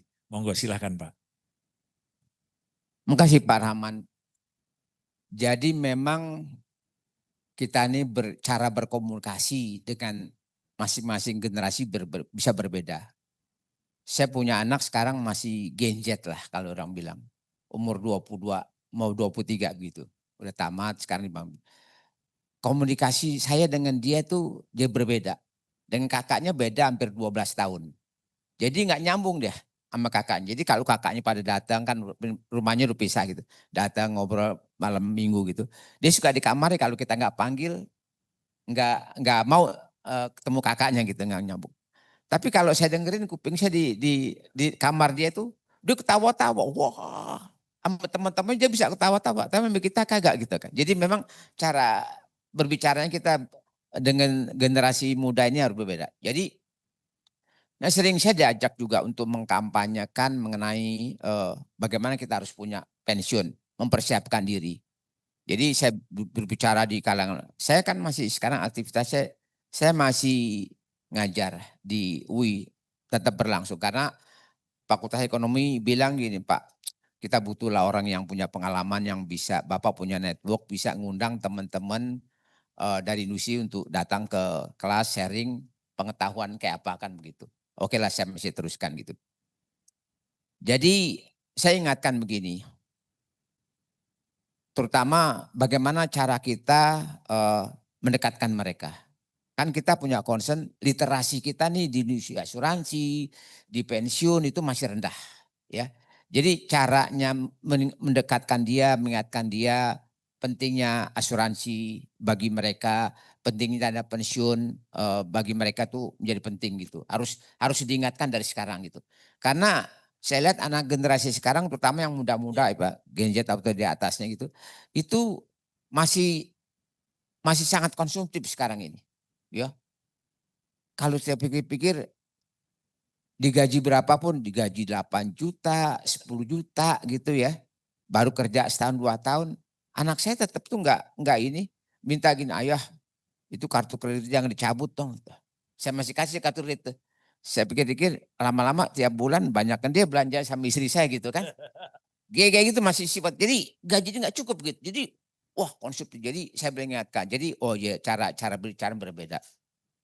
Saya tampilkan misalnya waktu saya diundang berbicara di industri yang kebanyakan untuk mengkampanyekan dana pensiun DPLK, saya berbicara. Saya bilang gini loh, bahwa ketika saya baru masuk Kementerian Keuangan tahun 90 lah ketika melahirkan undang dana pensiun, saya ingat begini, bahwa pensiun itu adalah untuk menjaga, mempertahankan, memiliki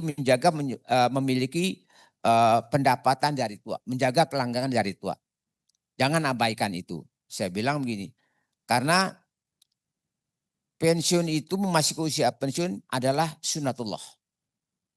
Natural, kalau bahasa agama bilang sunatullah. Suatu periode yang tidak mungkin kita lewati, satu periode yang tidak mungkin kita tolak. Kita akan sampai situ. Kalau sekarang kita generasi muda baru berumur 20 tahun, 23, 25, suatu saat akan sampai nih ke umur 60 saya bilang. Saya tampilkan film. Bagaimana para bintang film yang tampangnya muda-muda, cakep-cakep, lama-lama tua juga kan begitu kan. Terus bagaimana kehidupan seharusnya. Jadi di kita kan masih ada timur ini. Seolah-olah orang tua kita dianggap begini, kita diajarkan kalau di masa orang tua udah tua, kita tidak jaga, kita tidak pelihara, kita dosa. Kira-kira begitu. Tapi ajaran agama itu, budaya itu makin lama makin terkikis. Di Singapura, generasi muda udah nggak mau jagain orang tuanya. Di Jepang udah lebih lama, lebih dulu lagi. Orang tua yang udah males dia rawat, dia taruh di hutan. Kan begitu cerita-cerita. Atau orang tuanya sendiri karena udah anaknya nggak rawat, dia jalan ke hutan sampai mati. Artinya suatu saat budaya itu akan di kita akan terkikis. Meskipun kita masih gini, kita kan orang timur, orang tua masih ikut generasi tua tuh masih ikut generasi muda kan begitu. Tapi makin lama makin terkikis. Nah, untuk mengatasi itu maka persiapkanlah dari sekarang punya pendapat dari tua. Tidak bergantung kepada katakanlah orang yang masih anaknya. Karena pasti suatu saat budaya itu terkikis.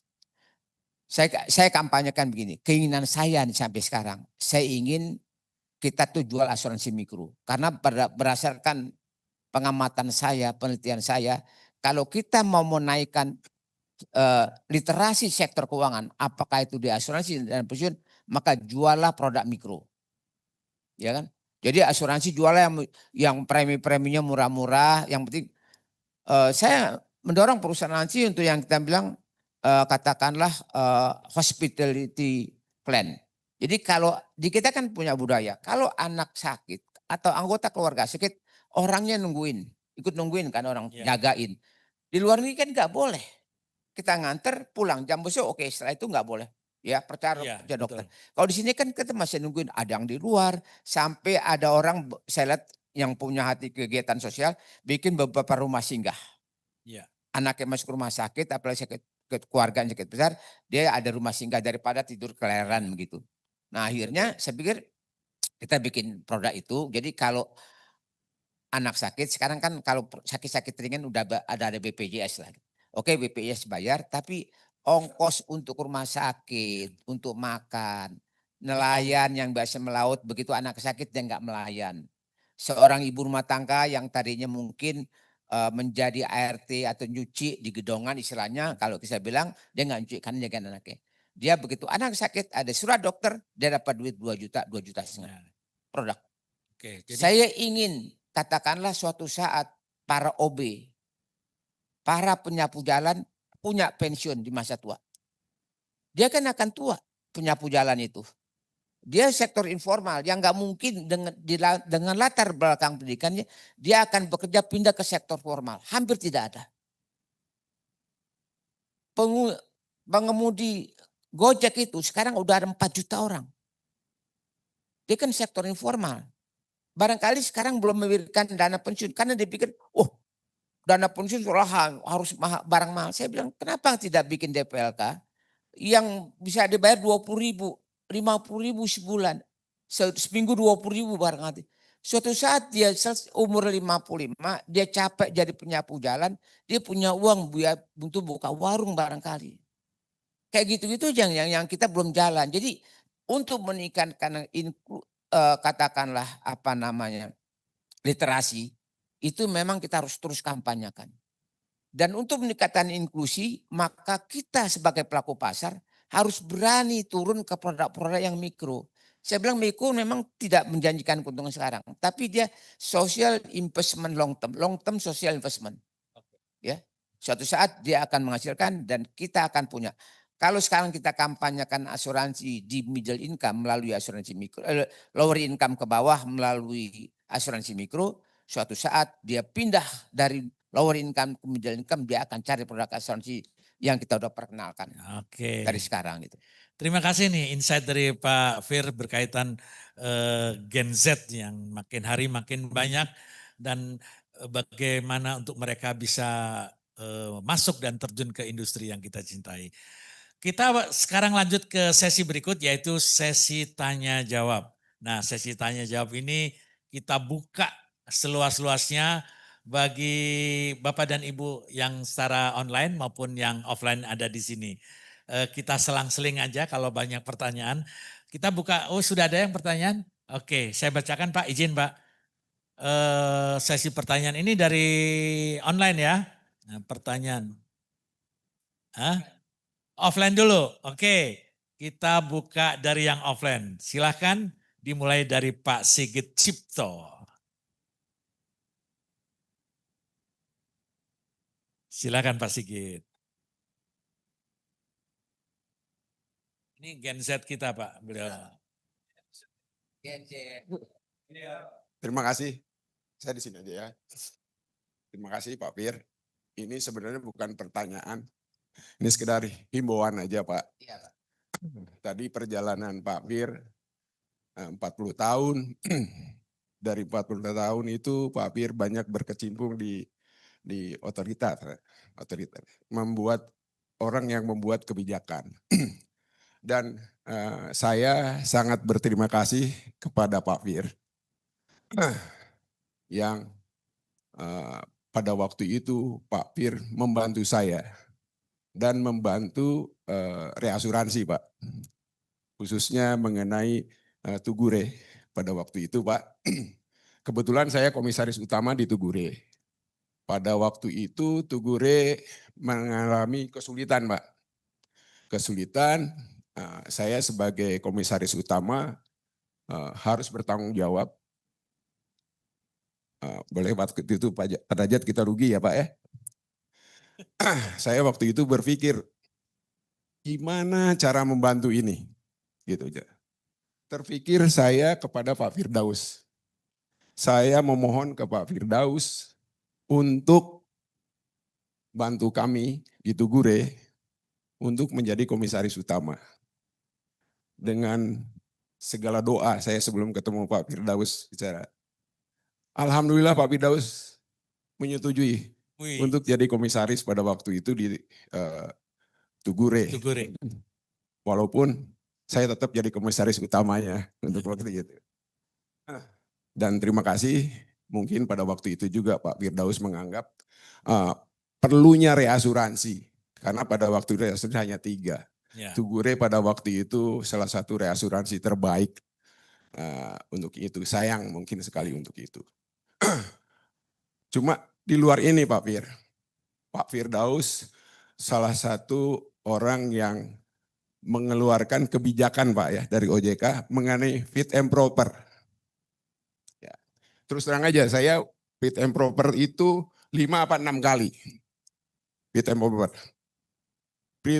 Fit and proper pertama itu tahun 2006 apa 2007 pada waktu itu. Saya masuk di perusahaan asuransi, tepatnya di Stako pada waktu itu. Harus, tapi udah masuk jadi direksi, harus ikut fit and proper. Sampai saya 2,5 tahun di salah satu asuransi itu tidak terjadi fit and proper, Pak. Karena antri untuk jadi fit and proper. Sampai saya meninggalkan Stako untuk balik lagi ke Tugu Pratama tanpa fit and proper. Fit and proper saya yang terakhir, yang kelima apa yang keenam, unik juga nih. Saya dapat persyaratan tanpa harus fit and proper. Karena dari mungkin pengalaman saya ini konon itu adalah suatu kebijakan yang ada inputnya dari Pak Firdaus Djalani. Ini Pak, himbauan saya. Pada waktu saya duduk di direksi yang di RUT ya, untuk fit and proper pada waktu itu lolos tanpa fit and proper, tapi saya bersyarat dapat syarat dapat menduduki jabatan itu. Jadi fit and proper ini saya anggap sakral, saya anggap terima kasih banget. Saya tidak harus di fit and proper. Namun dalam perjalanannya, Pak, ini himbauan mungkin untuk OJK, Pak. Pada waktu itu saya ada dispute dengan pemegang saham. 100% pemegang saham. Di mana pemegang saham ini, saya bukan ngelamar kepada asuransi itu. Dia yang minta saya untuk duduk jadi presidir di situ. Namun dalam perjalanannya, ada suatu kebijakan, Pak. Kebijakan dari dia, permintaan dari dia. Yang saya harus penuhi untuk itu. Saya agak keberatan untuk memenuhi itu. Tapi saya belum jawab kepada mereka. Singkat cerita, saya dipanggil lah. Direksi semua, dipanggil komisaris semua, sama komisaris utama ini. Ada suatu usulan dari dia yang tidak srek di saya untuk itu. Tepatnya 11 Desember tahun lalu. Setelah selesai itu, saya kumpulkan direksi dan komisaris di situ. Baru saya mengeluarkan kebijakan, ini kurang pas buat saya. Ada suatu hal yang tidak berkenan di saya itu untuk itu. Ya, agak-agak konfidensial ini. Ya. Singkat cerita, Pak. Singkat cerita. Saya malam itu juga harus minta maaf ke beliau, pegang saham untuk beliau. Gitu. Saya mengatakan tidak mau saya. Kalau tidak mau, Pak Sigit mengundurkan diri. Gitu. Suruh minta maaf. Baik, hari ini saya akan buat surat pengunduran diri. Waktu itu malam-malam itu. Malam itu. Nah, malam itu juga saya buat surat pengunduran diri dan pagi disampaikan kepada beliau. Nah, di dalam ini Pak yang saya minta himbauan itu. Surat pengunduran diri saya kopikan kepada OJK, Pak. Kalau nggak salah, maaf Pak, saya juga Bapak kasih tahu Bapak ya, surat saya pengunduran diri pada waktu itu. Tembusan maksudnya. Tembusan. Ya, sebagai Bapak senior saya dulu berkolaborasi, saya tembuskan kepada Bapak. Di dalam pengunduran diri, saya ini anggap mensakralkan fit and proper, hasil fit and proper. Saya anjurkan kepada pemegang saham ini, surat fit and proper saya akan saya cabut. Isi suratnya itu. Dan harus segera mendapatkan lagi sebagai presiden yang udah fit and proper. Artinya saya mensakralkan fit and proper itu, Pak. Dan saya tunggu, Pak. Sebenarnya ada apa sih? Mungkin saya harusnya ditanya oleh otoritas jasa keuangan, kenapa sampai terjadi ini? Gitu ini. Karena di dalam surat itu saya mengatakan bahwa profesionalisme saya selama ini agak terganggu untuk ini, sehingga saya menyatakan itu. Nah, sampai hampir setahun ini, Pak, Tidak ada tanggapan dari OJK. Oke. Hanya itu aja Pak. Terima kasih. Terima kasih Pak Sigit. Mungkin ada tanggapan Bapak sedikit mengenai awal adanya suatu kebijakan mengenai fit and proper. Iya, makasih Pak Sigit. Harus diakui memang penerapan atau OJK kita mengeluarkan sebuah aturan itu kadang-kadang kita bertahap Pak, melihat keadaan industri kayak apa gitu. Jadi kalau mungkin di awal-awal kita menerapkan fit and proper itu mungkin masih belum semua terjangkau. Karena mungkin petugas di OJK juga atau di waktu itu masih di Kementerian Keuangan masih sangat terbatas gitu. Sehingga ada yang kita kasihkan semacam kayak grandfathering lah gitu. Orang yang sudah lama, kemudian di industri juga kita tidak temukan apa-apa, tidak ramai industri, kita jadikanlah, kita tidak fit and proper sampai dia berakhir begitu. Nah, jadi sekali kita berikan, cuma kita juga, saya ingat kita begini, kalau dari perusahaan yang sejenis, dia dari perusahaan yang tidak asuransi jiwa ke kerugian, dia harus fit and proper. Tapi kalau dia sejenis, apalagi datang dari perusahaan besar ke perusahaan lebih kecil, dia sepanjang di pasar itu integritasnya tidak masalah, kemudian di pasar juga tidak kita dengar apa namanya masalah-masalah integritas, kita terima usulan itu dan kita tidak perlu, kita anggap Anda sudah lulus fit and proper, tidak perlu kita wawancara. Wawancara kita undang seorang untuk fit and proper itu hanya untuk melakukan katakanlah klarifikasi terhadap beberapa hal yang kita ingin masih pertanyakan. Jadi kalau tidak ada yang kita perlu klarifikasi, maka orang itu kita nyatakan lulus. Tapi kalau dari perusahaan kecil ke perusahaan besar, dia harus fit and proper. Kemudian katakanlah dari komisaris ke direksi atau direksi komisaris, karena bidang berbeda harus kita fit proper. Itu supaya tidak semuanya kita fit and proper. Once kita keluarkan Pak, artinya ya memang kita tidak bisa mencabut kecuali barangkali dia melakukan pelanggaran. Ya. Atau kita temukan integritas yang bagi saya itu integritas yang negatif. Bagi saya integritas adalah black and white. Tidak ada nilai integritasnya 60%, 70% enggak ada. Dia kalau dia salah ya udah 0. Kalau dia bagus dapat 100 gitu saja. Integritas harus begitu. Nah, jadi kita bisa mencabut hasil fit and proper kalau ternyata dia melakukan kesalahan di pasar atau integritasnya kita temukan. Tapi kalau kayak kasus Pak Sigit kita tidak temukan masalah integritasnya, kemudian pemegang saham karena usulan Pak Sigit mengundurkan diri, kemudian pemegang saham setuju, itu haknya pemegang saham juga. Kita tidak bisa mencabut fit and proper. Silakan pemegang saham mengusulkan lagi kembali misalnya. Untuk katakanlah mengajukan direksi yang baru. Ya. Tapi tentunya seharusnya OJK minta informasi dari Pak Sigit. Kenapa mundur gitu? Oh mundurnya karena saya nggak gini. Itu menjadi warning kita kepada pemilik untuk kemudian ini tidak bisa terulang kembali. Kira-kira begitulah. Gitu-gitu Pak Sigit. Gitu. Oke, terima kasih Pak Fir atas jawabannya. Dan pertanyaan berikut Pak yang online ini.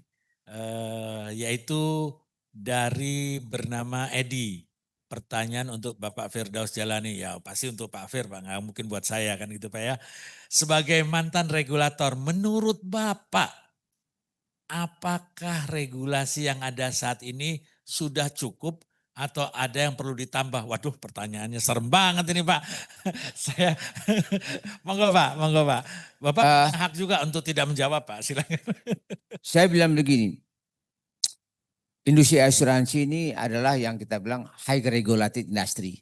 Industri yang harus punya peraturan yang ketat, yang bagus, yang tinggi. Jadi harus diakui selama ini memang industri asuransi Indonesia itu agak ketinggalan aturan dengan industri perbankan. Harus diakui. Karena mungkin perbankan kan lebih tua di industri di kita, dari segi industri finance lebih tua dari industri asuransi. Kakak kita lah kita bilang gitu. Bahkan banyak bank yang menjadi mother company dari asuransi. Sedikit sekali mungkin 1-2 perusahaan asuransi yang menjadi mother company dari bank. Kan kita begitu. Sehingga peraturan kita tuh high regulation industry, maka dia harus terus disesuaikan dengan keadaan perkembangan. Kalau misalnya dulu kita memperkenalkan RBC di tahun-tahun 90-an kan gitu. Kita baru lama-lama kita tingkatkan terus. Kemudian kasus AVRS misalnya. Kalau sekarang diterapkan AVRS gitu ya. Terus akan diberlakukan katakanlah di 2025-2026. Itu bagian dari kita ingin artinya industri asuransi itu punya pengaturan yang baik. Yang sekaligus mendorong industri harus tumbuh, mendorong tingkat kepercayaan masyarakat kepada industri asuransi ini gitu. Sehingga mereka mau beli, oh karena aturannya bagus. Jadi bagi saya misalnya kalau teman-teman meskipun teman-teman bahasa Pak kok berat banget ya IFRS ini gitu. Saya pelajari lihat oh gitu. Ya memang IFRS itu harus didukung lah. Punya standar IT yang bagus. Punya modal yang cukup. Sehingga dengan infrastruktur yang baik. Sehingga dengan sendirinya maka tingkat pelayanan kepada masyarakat akan cepat. Masyarakat akan lebih percaya kepada industri. Jadi kalau saya ditanya misalnya, Pak aturan sekarang kok saya bilang begini, jangan bandingkan aturan yang zaman waktu saya periode OJK saya keluarkan atau di Kementerian Keuangan dengan sekarang. Sekarang aturan sekarang memang harus lebih ketat, harus lebih meningkat, sesuaikan dengan tingkat risiko yang terus berkembang. Tingkat risiko sekarang kan lebih canggih, lebih tinggi dibanding dengan tingkat risiko barangkali yang kita temukan dalam katakanlah 10-15 tahun yang lalu gitu. Jadi kalau sekarang misalnya regulator mengeluarkan aturan yang ketat gitu mengenai GCG, mengenai permodalan, itu dalam rangka tentunya bagaimana mendorong industri asuransi tumbuh sekaligus bagaimana memberikan perlindungan kepada konsumen. Memberikan perlindungan kepada konsumen, regulator itu penting. Karena asuransi kan berbeda dengan produk-produk dengan perbankan. Kalau perbankan sengketanya apa sih? Paling orang merasa depositonya kok hilang. Kalau kredit kan nggak bayar itu masalah bisnis dia lah kan gitu. Bagaimana kalau di perbankan bagaimana kita melindungi nasabah. Di asuransi kita juga harus melindungi pemegang polis. Ini harus lebih ketat dari perbankan. Kenapa? Karena produk yang kita jual kan produk janji. Janji ke depan kalau misalnya risiko itu terjadi atau kalau di jiwa itu barangkali jatuh temponya terjadi gitu. Sehingga kewajiban-kewajiban masa depan yang di present value kan sekarang harus bisa menjamin kewajiban di masa depan. Itu concern regulator gitu. Sehingga menurut saya kalau sekarang ini aturan dirasakan lebih ketat dari dulu saya pikir wajar saja. Jadi saya merasa ke depan ini regulasi kita saya yakin sesuai dengan perkembangan. Kalau memang perkembangannya adaptif, itu adaptif, harus dia lebih ketat, dia akan lebih ketat. Jadi kita juga sebagai pelaku pasar harus bisa menyesuaikan. Kita tidak bisa memberikan pelayanan kepada nasabah itu seperti kita melayani mereka 20 tahun yang lalu. Sekarang harus berubah. Sekarang kan eranya digital. Bagaimana proses klaim itu harus secepat orang membayar premi. Ya, meskipun dalam beberapa case kita memerlukan jasa adjuster untuk menilai. Tapi harus tepat waktu. Jangan terkesan kita ngulur-ngulur ketika proses pembayaran klaim. Sementara untuk pembayaran premi kita ngejar-ngejar. Mereka harus tepat waktu. Jadi kalau nasabah membayar kita tepat waktu, kita harus bayar klaim juga tepat waktu. Tentunya pengertian tepat waktu bukan harus cepat-cepat ya. Artinya kita memproses itu sesuai dengan risk management yang kita miliki. Oke, terima kasih jawabannya nih Pak Firdaus kepada rekan penanya online tadi ya. Sekarang kita kembali ke offline. Ada yang mau bertanya? Waduh, tadi udah pria Pak, sekarang wanita dulu Pak yang di belakang Pak. Nah, gantian Pak, ini harus proporsional gender nih Pak. Oke, pertanyaan berikut silakan sebut nama. Iya. Dari mana? Silakan Ibu. Assalamualaikum warahmatullahi wabarakatuh. Assalamualaikum warahmatullahi wabarakatuh. Saya Citra dari Asuransi Tugu Pratama. Halo Pak Firdaus, apa kabar Bapak? Ya, menarik Pak. Dan pertanyaan saya begini, selama 40 tahun perjalanan perasuransian di Indonesia, juga seiring dengan munculnya berbagai regulasi-regulasi baru dari OJK Pak. Pertanyaannya begini, apa saja mungkin kejadian, peristiwa, atau tantangan yang terjadi yang menjadi pemicu atau trigger munculnya regulasi-regulasi utama atau regulasi kunci selama 40 tahun perjalanannya Pak Firdaus. Sebenarnya kan kalau dilihat ada peraturan asuransi tahun 88 yang paling terkenal adalah tahun 92, 99 sampai yang sekarang gitu ya Pak ya 2023. Itu bisa dibilang ada fase-fase OJK tuh mengeluarkan regulasi-regulasi kunci. Iya. Nah, sepanjang perjalanan Pak Firdaus ingin tahu sebenarnya trigger apa sih yang mendorong OJK menerbitkan peraturan-peraturan tersebut. Ya. Sebagai informasi Pak, saya sedang melakukan penelitian sebagai tugas akhir S2? Magister S2 saya di STMA Trisakti dan saya mencoba membahas mengenai regulasi asuransi di Indonesia. Jadi pas banget saya hadir di sini Pak. Terima kasih Pak Firdaus. Gak salah kita bicara mengenai generasi milenial ini kan. Beliau ini adalah S2 gitu ya. Kalau S2 dengan seusia ini tentu saja apa yang pernah Bapak jalankan memberikan inspirasi. Bahkan yakin untuk bisa, jurusan apa itu S2-nya? Jurusan apa itu? Wis, luar biasa ini ya. Inilah Pak anak muda kita. Oke, monggo Pak, silahkan jawabannya Pak. Iya memang saya setuju dengan Mbak Citra. Mbak Citra ini suka ketemu gitu acara-acara gitu jalan. Kadang saya suka lupa Pak. Saya kan orang tuh begitu banyak di industri kan. Orang saya kenal mungkin orang bank karena pernah saya di LPS, pernah asuransi. Saya kalau jalan tuh ada orang siang Pak, siang gitu. Saya suka jalan istri siapa namanya? Nggak kenal, bukan nggak kenal lupa gitu. Jadi tapi tahulah karena saking banyaknya orang di industri Pak. Tapi yang penting ya kita saling bertegur sapa lah. Jadi begini Mbak Citra.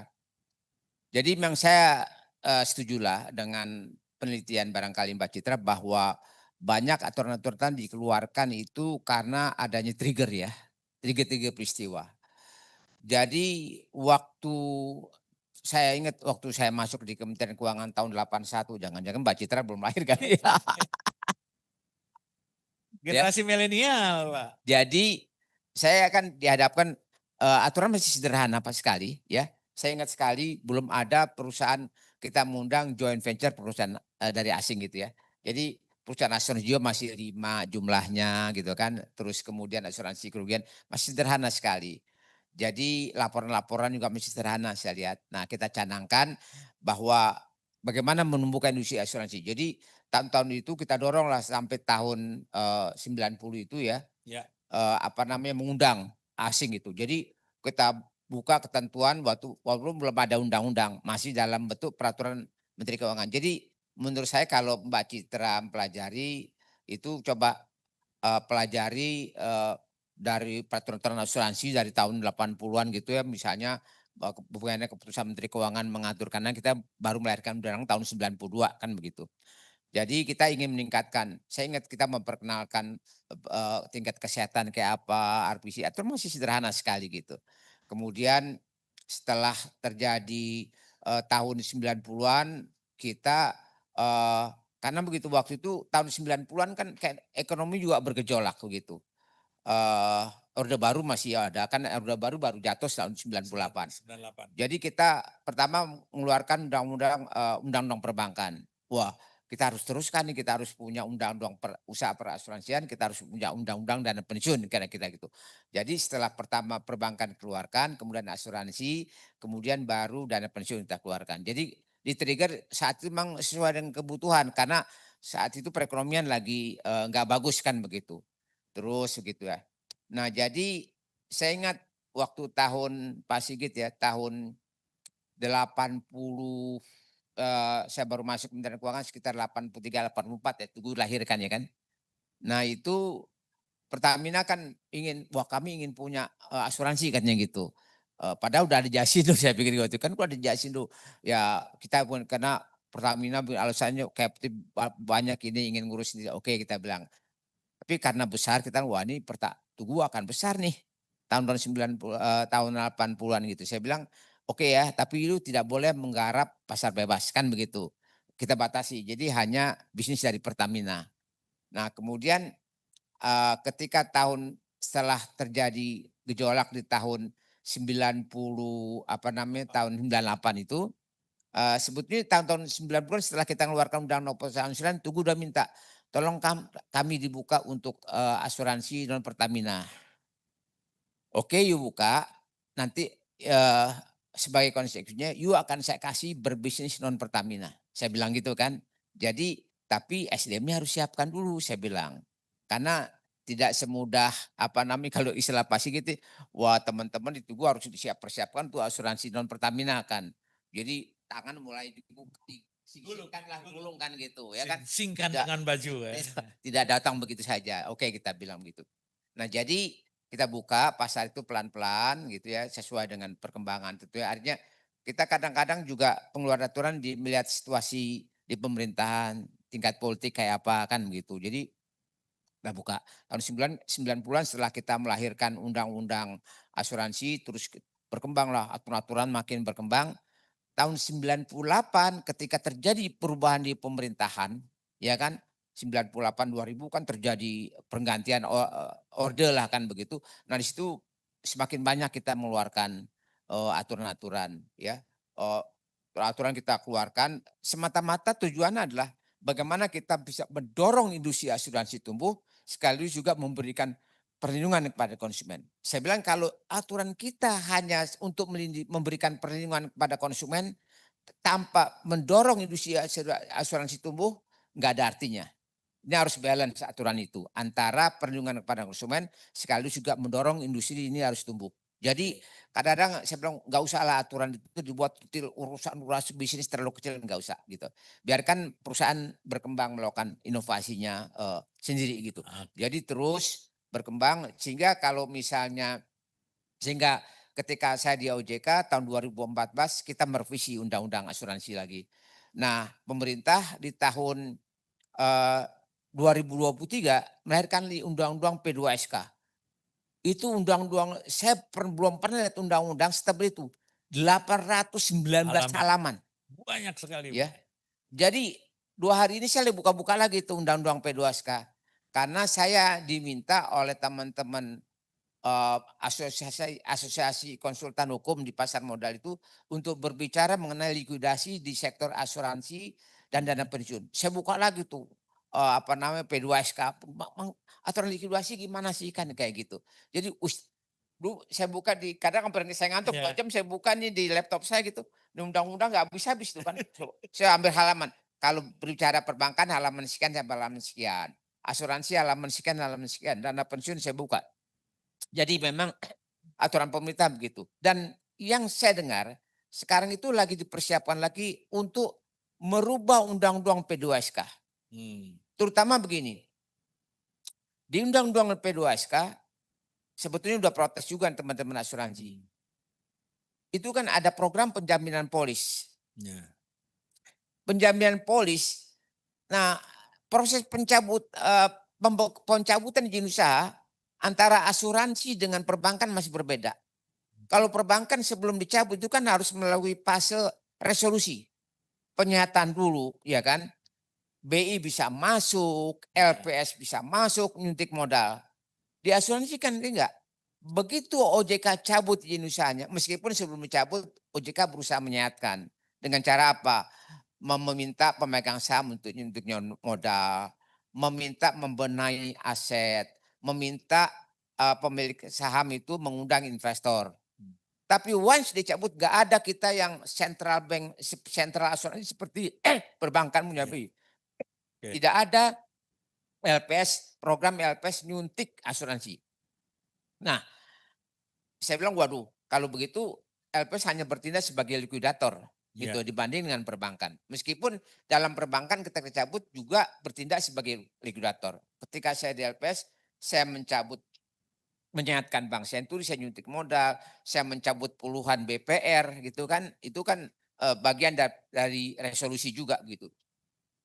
Jadi di LPS yang program P2SK yang sekarang berlaku ini tidak ada usaha penyematan oleh LPS kan begitu.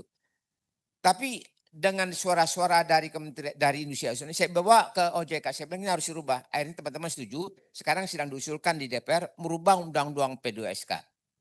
Di mana nanti ketika asuransi mau dicabut, dia harus melalui proses resolusi dulu. LPS bisa nyuntik asuransi itu kalau memang punya prospek untuk disuntik, kenapa tidak kan begitu. Jangan mencabut, jangan hanya bertindak sebagai regulator.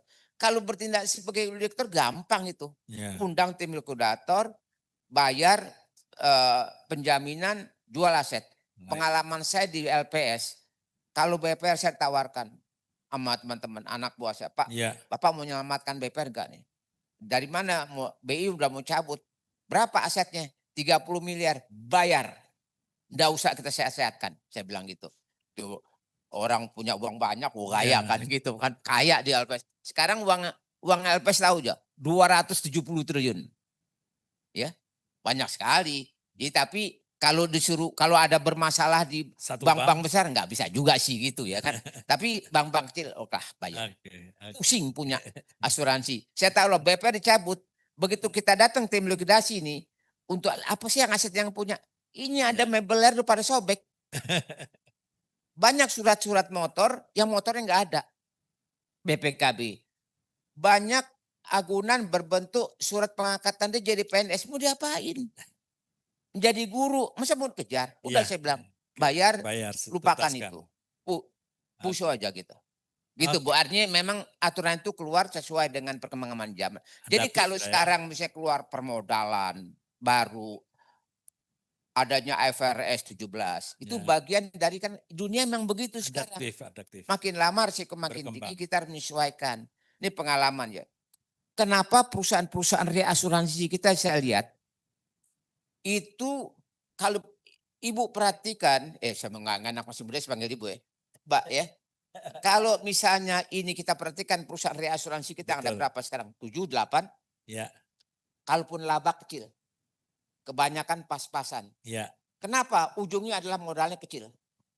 Jadi dia hanya mengambil, katakanlah ini OR-nya perusahaan asuransi, dia ngambil di sini. Yang luar ini ngambil di sini. Di atas. Klaim rata-rata di sini, di industri kita nih. Sehingga yang namanya Indore, Nasri, Guri, siapapun, ya kan, itu hanya ngambil yang segini, yang klaim rasionya besar.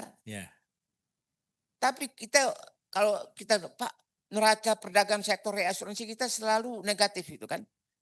Artinya klaim yang kita terima dibanding premi kita bayar jauh dari premi klaim yang kita terima. Kenapa? Karena modal. Kalau kita punya modal, kita ambil itu. Permasalahan modal, Pak ya. Jadi intinya gitu. Jadi kita lihat begitu. Kenapa klaim? Karena gitu, klaim ratio yang dihadapi oleh industri asuransi kita lebih besar dari yang kita lempar keluar. Karena modalnya masih kecil. Oke, terima kasih. Apakah terjawab? Begitu Pak, cukup Pak. Nanti kapan-kapan kalau dalam mereka bikin situs mau ketemu saya boleh lah Bu. Saya terbuka aja. Oke, Ibu dan Bapak sekalian, baik yang di offline maupun online, ini karena keterbatasan waktu ya, kita telah melewati batas waktu Pak. Tapi kita kan selang-seling tadi kita kasih kesempatan yang tadi sudah mengangkat tangan pada Pak Frans, dipersilakan. Mudah-mudahan poinnya saja Pak Frans gitu. Oke. Kepada sahabat semua yang di online, mohon maaf nih setelah ini pertanyaan terakhir. Pak, ada satu ya. Oke, satu Pak lagi. Moderator dan Pak narasumber Bapak Firdaus, saya tidak bertanya tetapi saya ingin menambahkan apa yang sebenarnya Bapak tadi Pak Firdaus belum mengeksplor perjalanan hidup Bapak. Karena saya mempunyai suatu pengalaman yang tak terlupakan bahkan sampai hari ini Pak. Di mana Bapak itu pada waktu di OJK mengundang Munich Re Foundation untuk mengadakan International Micro Insurance Conference di Indonesia. Di Hotel Sultan kalau tidak salah waktu itu. Dan itu bagi saya menunjukkan bahwa Indonesia ingin tampil juga di dunia internasional untuk pengembangan micro insurance di Indonesia. Didukung waktu itu oleh World Bank memang. Dan apa yang menarik Bapak Ibu sekalian, sewaktu Bapak Firdaus di OJK, 2014 kita mengadakan di Jakarta. Kemudian saya bersama tim World Bank mengajak Bapak Firdaus untuk tampil di Meksiko. Bapak berada di Meksiko. Kemudian tahun berikutnya Bapak masih ingat di Kolombo. Kita hadir di sana. Kemudian berikutnya di Maroko, Bapak juga hadir di sana. Tetapi setelah Bapak tidak ada di sana, tidak ada di OJK, saya selalu hadir dan selalu mendapatkan pertanyaan, apakah ada dari wakil regulator dari Indonesia? Dan sejak itu sampai dengan bulan lalu, memang saya sudah mengundang bapak-bapak di OJK, Mbok Iao, ada yang berkenan hadir. Karena apa? Di international conference seperti itu sekarang berubah nama Pak, menjadi ICII, International Conference for Inclusive Insurance. Jadi bukan hanya micro insurance, tapi lebih meluas, microfinance, kemudian topik-topik seperti parametrik yang dibicarakan. Setiap topik itu selalu ada tampilan cerita dari regulator di negara-negara tertentu. Dan sejak 2016 kalau tidak salah, Indonesia memang tidak ada, yang hadir hanya 3 atau 2 orang. 3 itu saya, Pak Yaakob Nugroho dari Aceh, dan almarhum Pak Indra. Terakhir Pak, mudah-mudahan Pak, mungkin Bapak bisa menghimbau atau mengajak Bapak-Bapak dari OJK, tahun depan kita bisa ajak lagi OJK untuk tampil di negeri sana, di acaranya di Rwanda Pak. Karena Pak Firdaus ini punya hati micro insurance yang sangat kuat. Terima kasih. Oke, terima kasih Pak Frans. Tapi bukan pertanyaan tadi Pak ya? Bukan pertanyaan. Jadi silakan sedikit.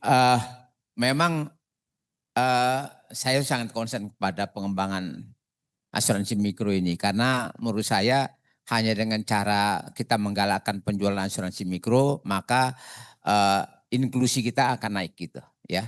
Jadi akan lebih cepat kalau ketika kita menjual asuransi dengan skala-skala besar gitu. Jadi kasus misalnya unit link, ketika di DPR lama-lama di banyak orang ngadu ke DPR, saya melihat begini, sehingga akhirnya kita mengubah beberapa ketentuan mengenai unit link gitu, bahwa ada pembatasan usia, kemudian gitu.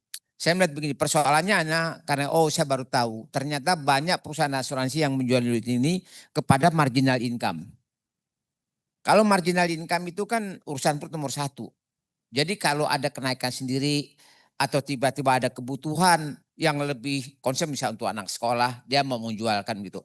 Dan dia berharap keuntungan. Jadi begitu unit link ini investasinya turun, lagi drop, dia protes. Seharusnya kan orang yang beli unit link berpikir jangka panjang kan gitu Pak. Jadi saya bilang teman-teman, bahwa ya jual asuransi unit link ini kepada katakanlah marginal income ke atas. Jangan marginal income ke bawah gitu. Saya ada pertimbangan gitu.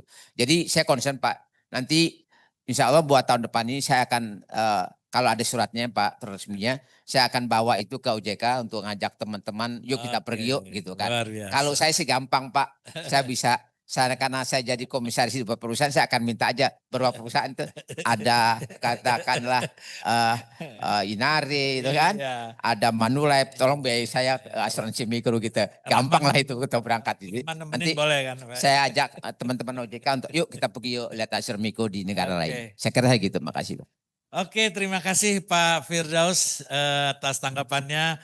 Dan ini kita sekali lagi setelah melewati batas waktu nih, saya udah dikedip-kedipin terus dari tim panitia.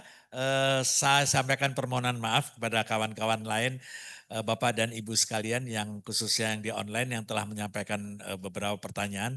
Namun mengingat keterbatasan waktu dan sekali lagi tujuan utama pertemuan kita, storytelling ini adalah kita menampilkan narasumber-narasumber yang bisa memberikan suri tauladan buat industri kita. Atas perhatian Ibu dan Bapak sekalian, semoga pertemuan kita membawa keberkahan dan spesial thank you buat Pak Firdaus Jalani, Kita kasih aplaus buat Pak Firdaus. Dan tentu saja pertemuan ini tidak yang terakhir. Kami mohon kawan-kawan bisa mengikuti storytelling yang tahap berikutnya. Saya Rahman Notowibowo sebagai moderator di acara pada siang hari ini mengucapkan terima kasih. Wabillahi taufik wal hidayah. Assalamualaikum warahmatullahi wabarakatuh. Waalaikumsalam warahmatullahi wabarakatuh.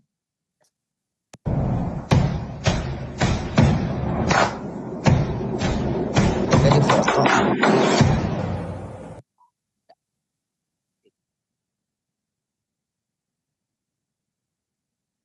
Udah. Terima kasih Pak Firdaus, tolong tetap di sini Pak. Iya. Mohon dengan tolong. Kita sudah mendengarkan banyak pengalaman dan memperoleh makna yang banyak sekali dari beliau Bapak Firdaus Djalani ini. Kami mohon Bapak Coki Tobing untuk bisa memberikan plakat kepada Bapak Firdaus Djalani.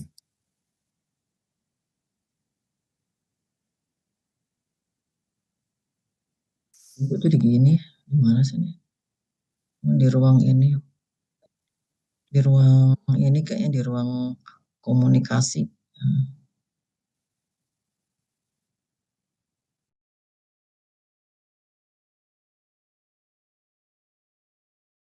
Pak Firdaus yang luar biasa, kami banyak belajar dari pengalaman beliau dan sekaligus juga untuk industri asuransi tentunya sangat berterima kasih atas jasa dan kontribusi dari Pak Firdaus untuk industri ini. Terima kasih Bapak.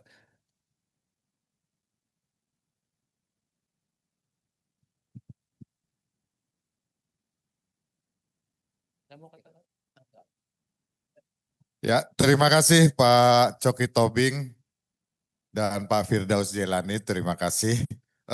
Acara ini ISIA adalah bekerja sama, berkolaborasi dengan media asuransi. Untuk itu kita dengar kata penutupan dari Bapak Edi Santosa, Direktur Media Asuransi. Silakan Pak Edi.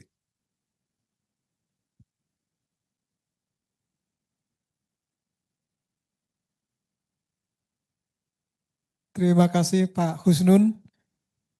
Assalamualaikum warahmatullahi wabarakatuh. Izin Pak Husnun saya koreksi, PLT Direktur Pak, belum jadi Direktur. Jadi izin, saya Edi Santoso, selaku PLT Direktur Media Asuransi, mohon izin. Assalamualaikum warahmatullahi wabarakatuh. Yang kami hormati Pak Fir, Pak Coki, Pak moderator kita, Pak Rano, panggilannya Pak Rano, saya baru tahu karena selama ini Pak Rahman gitu aja, ternyata Pak Rano. Panggilan akrabnya Pak Rano ternyata. Jadi Pak Husnun sebagai Ketua Panitia Pelaksana, di sini para senior hadir, juga Komisaris Utama kami Pak Handoko juga hadir, para mantan Ketua Asosiasi banyak yang hadir di sini, dan yang tadi ada gensinya kayaknya lebih tuaan saya.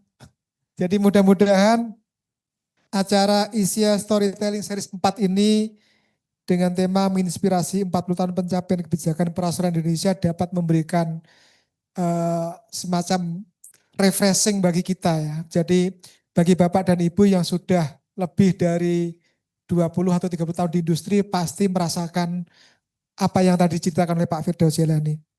Acara ini diselenggarakan secara hybrid, Bapak Ibu sekalian, tadi Pak Moderator juga Pak Coki sudah berkali-kali mengingatkan. Jadi secara offline di ruangan ini juga via Zoom ada juga, kemudian live streaming YouTube kanal TV Asuransi. Jadi selama acara berlangsung tadi, teman-teman kita di luar sana bisa menyaksikan via YouTube, dan nanti otomatis seperti yang disampaikan oleh Pak Coki tadi, karena tayang di YouTube kapanpun masih bisa ditonton. Kami juga ucapkan terima kasih kepada tadi Pak Adi Pramana hadir dan tim dari Tugu Insurance yang sudah memfasilitasi acara ini. Bapak dan Ibu, kami di Media Asuransi merasa sangat terhormat menjadi mitra dari ISIA untuk menyelenggarakan acara seperti ini, dan ini yang keempat kalinya.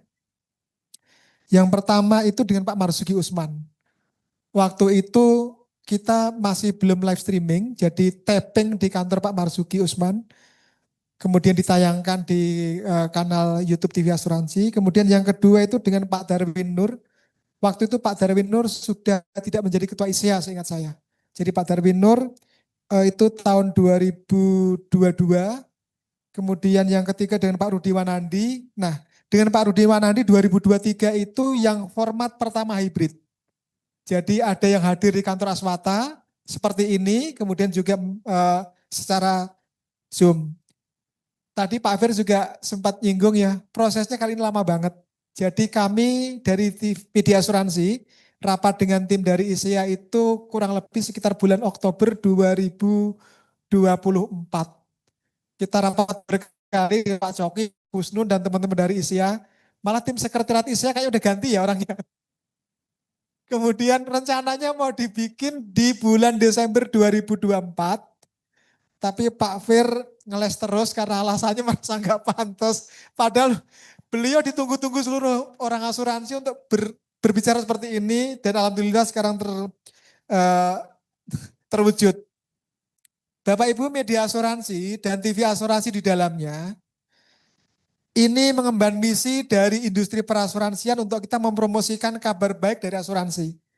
Jadi mohon maaf kalau Bapak Ibu ingin membaca berita buruk asuransi, jangan cari di media asuransi karena nggak akan pernah ada.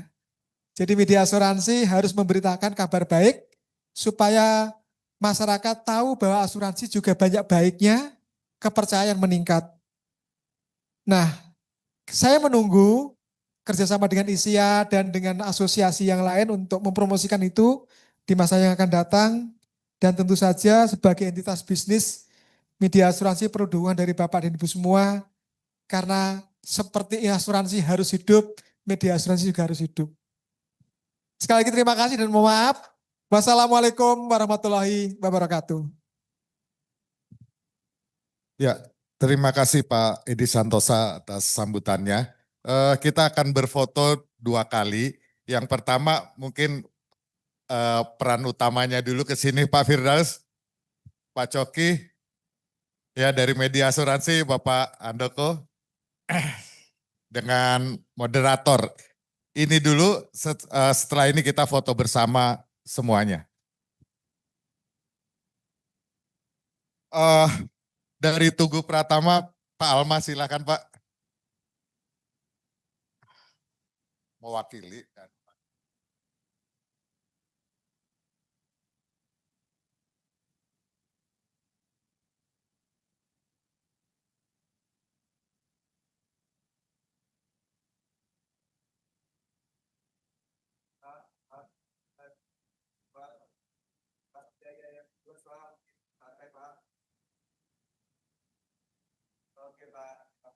Ya, ya, dia tetap aja di tempat Pak. Selanjutnya Bu Ari, silakan.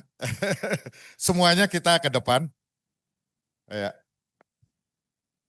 Ayo Pak Pedro, Pak Derajat, Pak Sigit, foto bersama Pak. Kita bersama. Ayo bos, ke depan. Ibu, silakan semuanya. Silakan semuanya.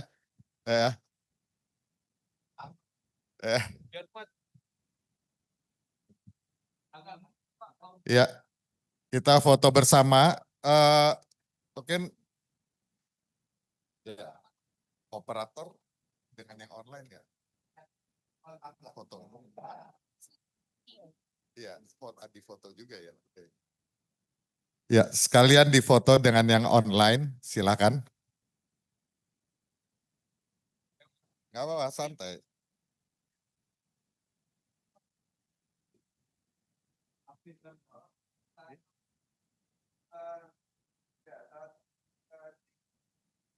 Ya, yang online juga siap berfoto ya.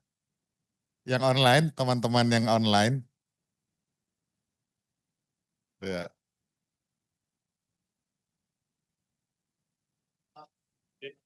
Ya.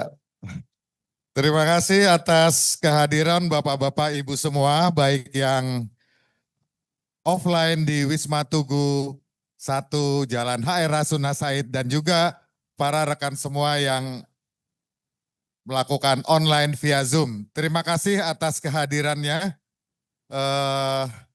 Wabillahi taufik wal hidayah. Wassalamualaikum warahmatullahi wabarakatuh.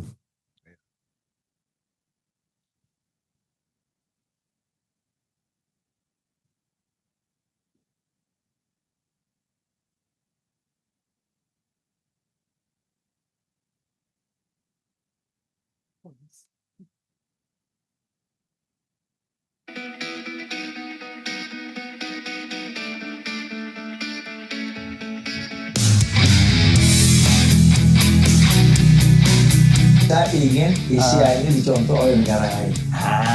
Oh, contoh negara Iya, ya. ISIA Indonesia ini dicontoh oleh Singapura, oleh Malaysia. Saya ingin begitu. Oke. Nanti berburu pada ISIA kita di sini. Kalau dianalogikan secara sederhana, ibarat sebuah pohon, pohonnya itu tumbuh subur, dia rindang, karena bisa menaungi banyak pegawai, banyak orang kan gitu ya kan.